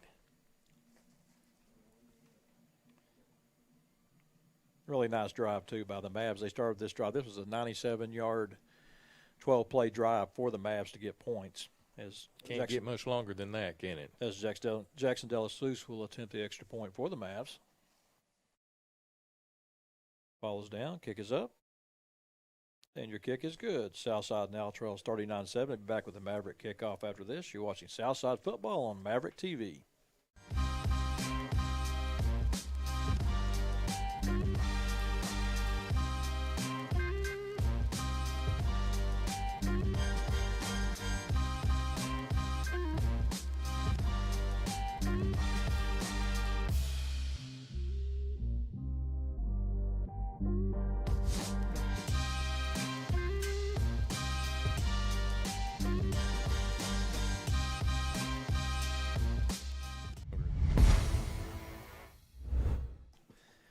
Welcome back to action. That was a 12-play, 97-yard drive for the Mavs, a 3-yard touchdown run by Amir Dingle, and Southside gets on the board. Now trails 39-7. A good sequence for the Mavs. They get the stop on the defensive end on the goal line and then go 97 yards for the touchdown. Keith, I mean, 99 yards is as far as we can go when it comes to covering the whole field. So give credit where credit is due. That was an excellent play calls, excellent execution, good hard runs. But the big play to Wyatt, which we've said all along, get the ball in the hands of your playmakers. That was a difference maker. Jackson Delasuse will kick off for the Mavs. 6:03 to go here in the ball game. I believe the whole second half is going to be faster than the first half of the first quarter. I think you're going to be right. Here's a line drive kick. It's going to be fielded at the 10. He's at the 20-yard line, tries to cut it back. Will be hit and dropped at the 23-yard line. On the return is Carson Tucker. Still got continuous clock. Once the mercy rule is invoked, I think we stick with it if I'm right on that rule. Yes, it is. Zach Medlin, we talked about him last week. I love the effort. The senior leadership, and that's what this team really needs right now is senior leadership, and you're getting it from that young man. Again, has played his heart out and really helped Southside, down 39 zip. They could have just given up and gone home, but they're really trying to play hard in the second half, and it's because of guys like Zach Medlin as Carson Cloyd carries the ball for Bentonville. And, Keith, one of the things we said is you got to scheme your way out of a big line like Bentonville's got, and our scheme hadn't been bad tonight. Our D linemen haven't played horrible. Of course, you can't give them 19 yards to pay dirt, which we've done a few times, and any defense is going to fail at that.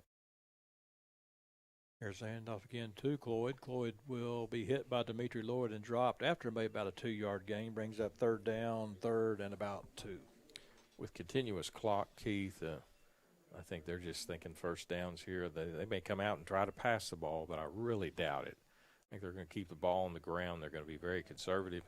With that being said, in ball control for them, I'm surprised they didn't put their starting quarterback right back in. Well, what they're doing, too, they're really just working the clock.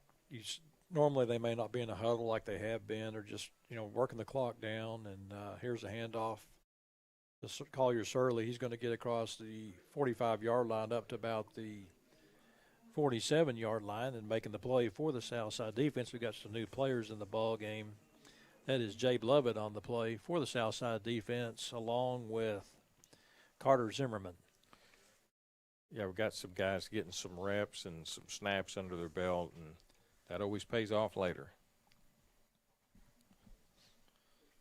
Again, 1st and 10 for Bentonville at the 39-yard line. Looked like Southside may have went in the neutral zone. That was Andrew Reeder.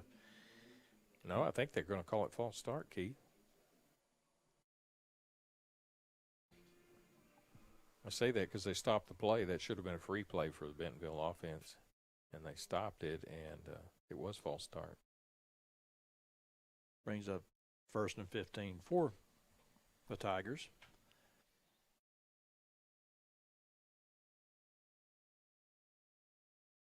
Here's a handoff. He's going to get across the 45 up to about the 49-yard line. That is Collier Surley again, making the play for the Southside defense, Gavin Grant. Going to be under 3 minutes by the time they snap this next ball on second down.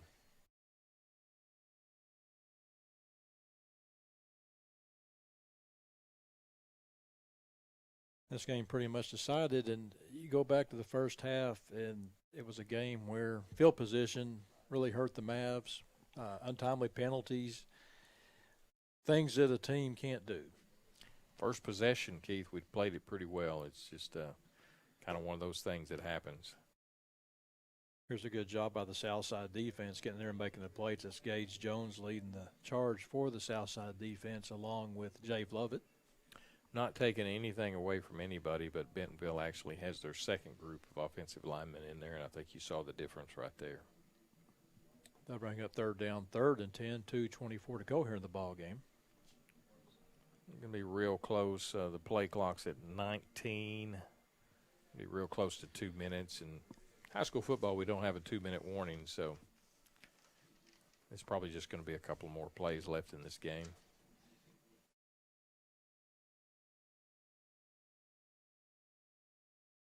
Here's the handoff again to Collier Surley. He's going to get across midfield down to about the Southside 48-yard line.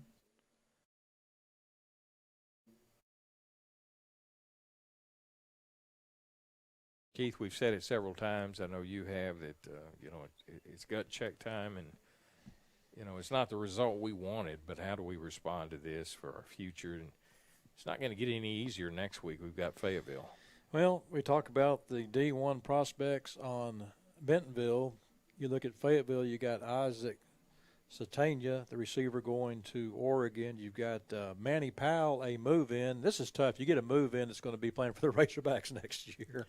And then they've got Caden Turner, the middle linebacker that's going to Indiana. Flag down on the play, Keith. Another false start.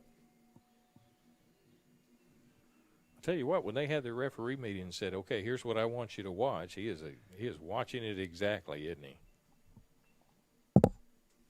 They've done a very good job, though. Oh, absolutely. Again, we're down to 1 minute to go here in the ball game. Lots of flags on the field, Keith, but they have let the young people play.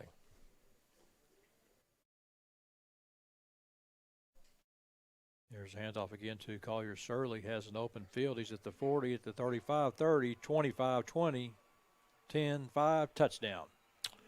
You hate to see that, Keith, but what a display of some speed there by number 37.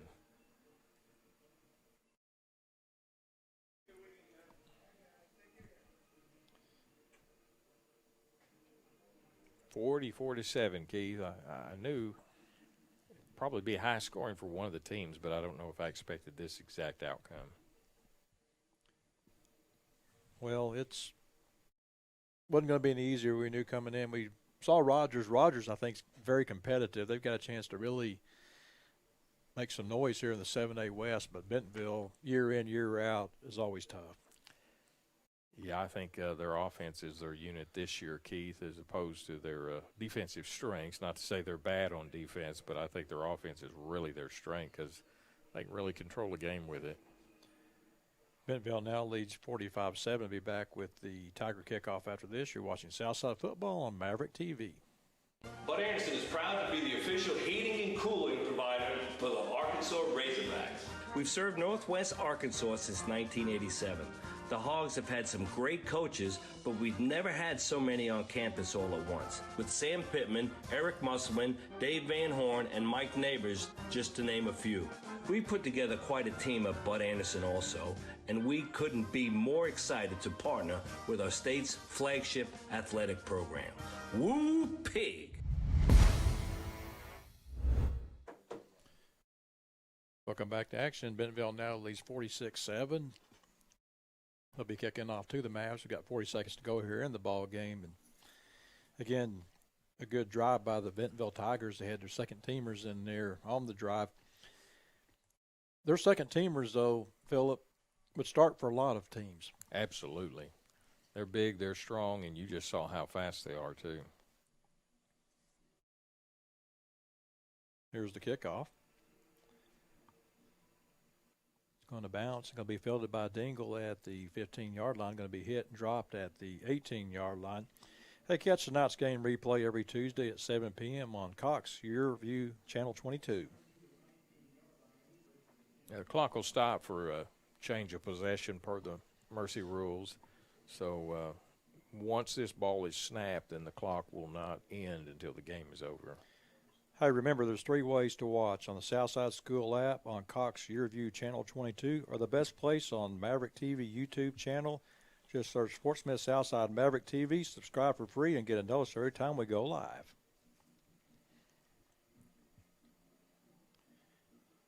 Here's a handoff to Tucker, going to be hit in the backfield and dropped at the 15-yard line.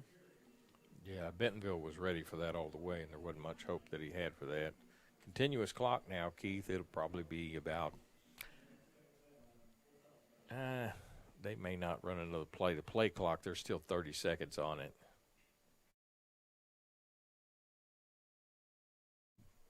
Officials doing not a very good job of marking the football, but Southside not going to run another play here as they're going to let the clock run out, as Southside going to fall to 0-2 as they lose 46-7 to the Bentonville Tigers. We'll be back with the Walk-Ons post-game show after this. You're watching Southside Maverick football on Maverick TV. Comfortable isn't the first word most people think of when they think about a dentist visit, but Aesthetic Dental Institute is different. Dr. Henshaw has been serving the community for over 25 years with expert dentistry. For cleanings and preventative care, IV and oral conscious sedation, cosmetic dentistry, bleaching, Invisalign, restorations, and even Botox, Aesthetic Dental Institute offers modern dentistry in a relaxed and calm environment. Schedule your complimentary consultation at salisawdentist.com. A to Z Furniture in Alma is ready to meet your furniture needs. In these trying times, with all the shortages going on, they're working hard to keep stock flowing and the warehouse filled. A to Z Furniture understands that you need your furniture in a timely manner, and they are striving to make that happen. Open 7 days a week for your convenience and offering financing and delivery. A to Z Furniture would love for you to stop in and shop today. A to Z Furniture on Highway 71 in Alma. Worth the drive to save more.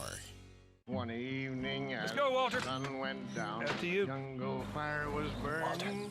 Walter, down the track came get him, boy! Said, boys, I'm not turning. I'm headed for a land that's far away. It's a multi-flex tailgate. It can be a step. It can even become a workspace. I meant the cat. What's so great about him? He didn't have a workspace. The Chevy Silverado with the available multi-flex tailgate. Find new adventures. Find new roads. Chevrolet. Well, we've got some rain going on now as Southside falls tonight 46-7. Welcome to the Walk-Ons post-game show. And, Phillip, it was a tough night for the Mavs. They fall behind 39-0 at the half, but a good effort in the second half as they fall 46-7. Keith, it's just that 39-point swing there that we just seem to keep with. Still a lot of positivity, a lot of good plays that I saw out there. And I know what a lot of viewers at home are probably thinking, a lot of fans of Southside, is you got to be kidding me. What's good about 46-7? I don't care what game you watch, you can find something to take away to build upon. We know we have to get the ball in Wyatt's hands at some point in that game to really be that big play difference maker. Tonight we had different people starting on defense, really making a difference. In fact, Bentonville was running away from those players that had been changed. They're really afraid of that. They're scared to death of Wyatt when you think about it. Sometimes he was being triple-teamed all night long. Sorg had a little more rhythm on that last series, and that really is where those coaches need to keep him, is in that rhythm spot. 97-yard drive, Keith, wound up in a score. One positive I take from this ball game tonight, too, is the offensive line. I thought they played better tonight. We still got to get in sync quarterback receivers. It wasn't there, but we ran the ball tonight. Sorg had time to throw the football. You know, there was some positive there with the offensive line. Lots of positives. Anytime you got running backs that are getting 8 and 9 yards a carry, I mean, can you imagine the freedom that it gives an offensive coordinator? Now we're going to go ahead and name our walk-ons player of the game. I'm going to throw out actually 4 names tonight. We had a young man, I talked about this earlier, Zach Medlin. He was our player of the game last week. This young man, I mean, you're down 39 zip. He is out there making tackle after tackle. I just love the effort. Oh, you got to love what he brings to the game, and he doesn't quit on you. He's just going to keep bringing his body and sticking his head in there and doing what he can to be disruptive. And, boy, if you had a whole team of him, 11 guys just like him, you might say, well, that's boring, but I tell you what, it'd be a pretty good defense. Yes, it would be. Another young man that had a good ball game tonight, Hayden Hurst.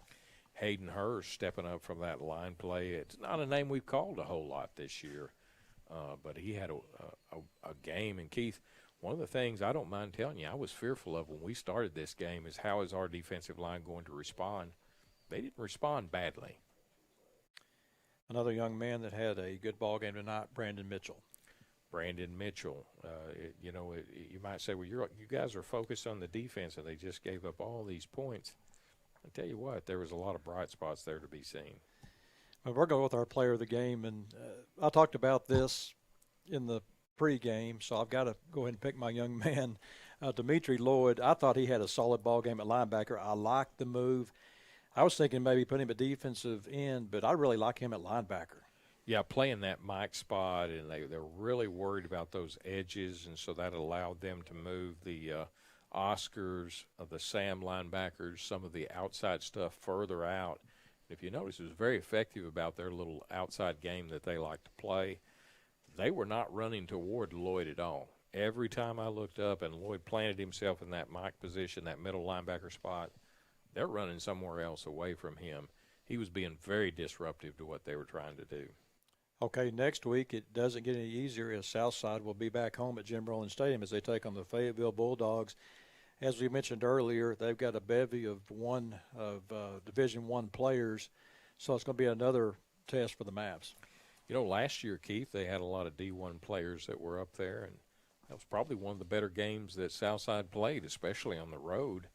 It took Fayetteville all the way down to the wire, so you just never know between those two teams. I mean, we've always got a rivalry with Bentonville. Fayetteville really is no different. And, of course, we can name almost every school in the 7A West, just the history that is there, the back-and-forth battles.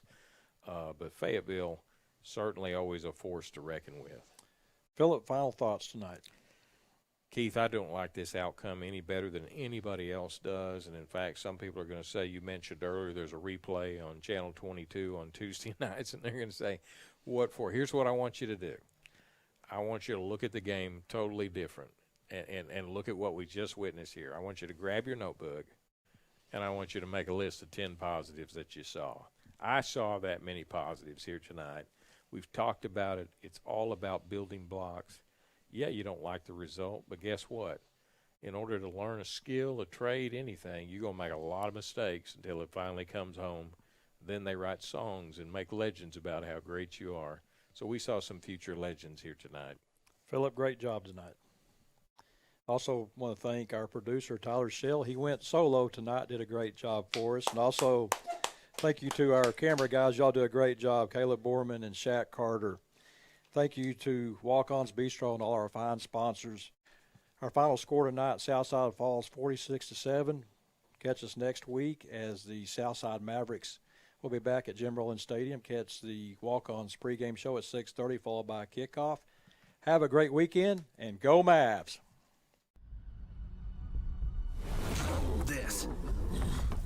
This is a walk-on athlete. They push harder and put their heart into the game. This is the passion we're built on. It's why we put our heart into creating game day with a taste of Louisiana.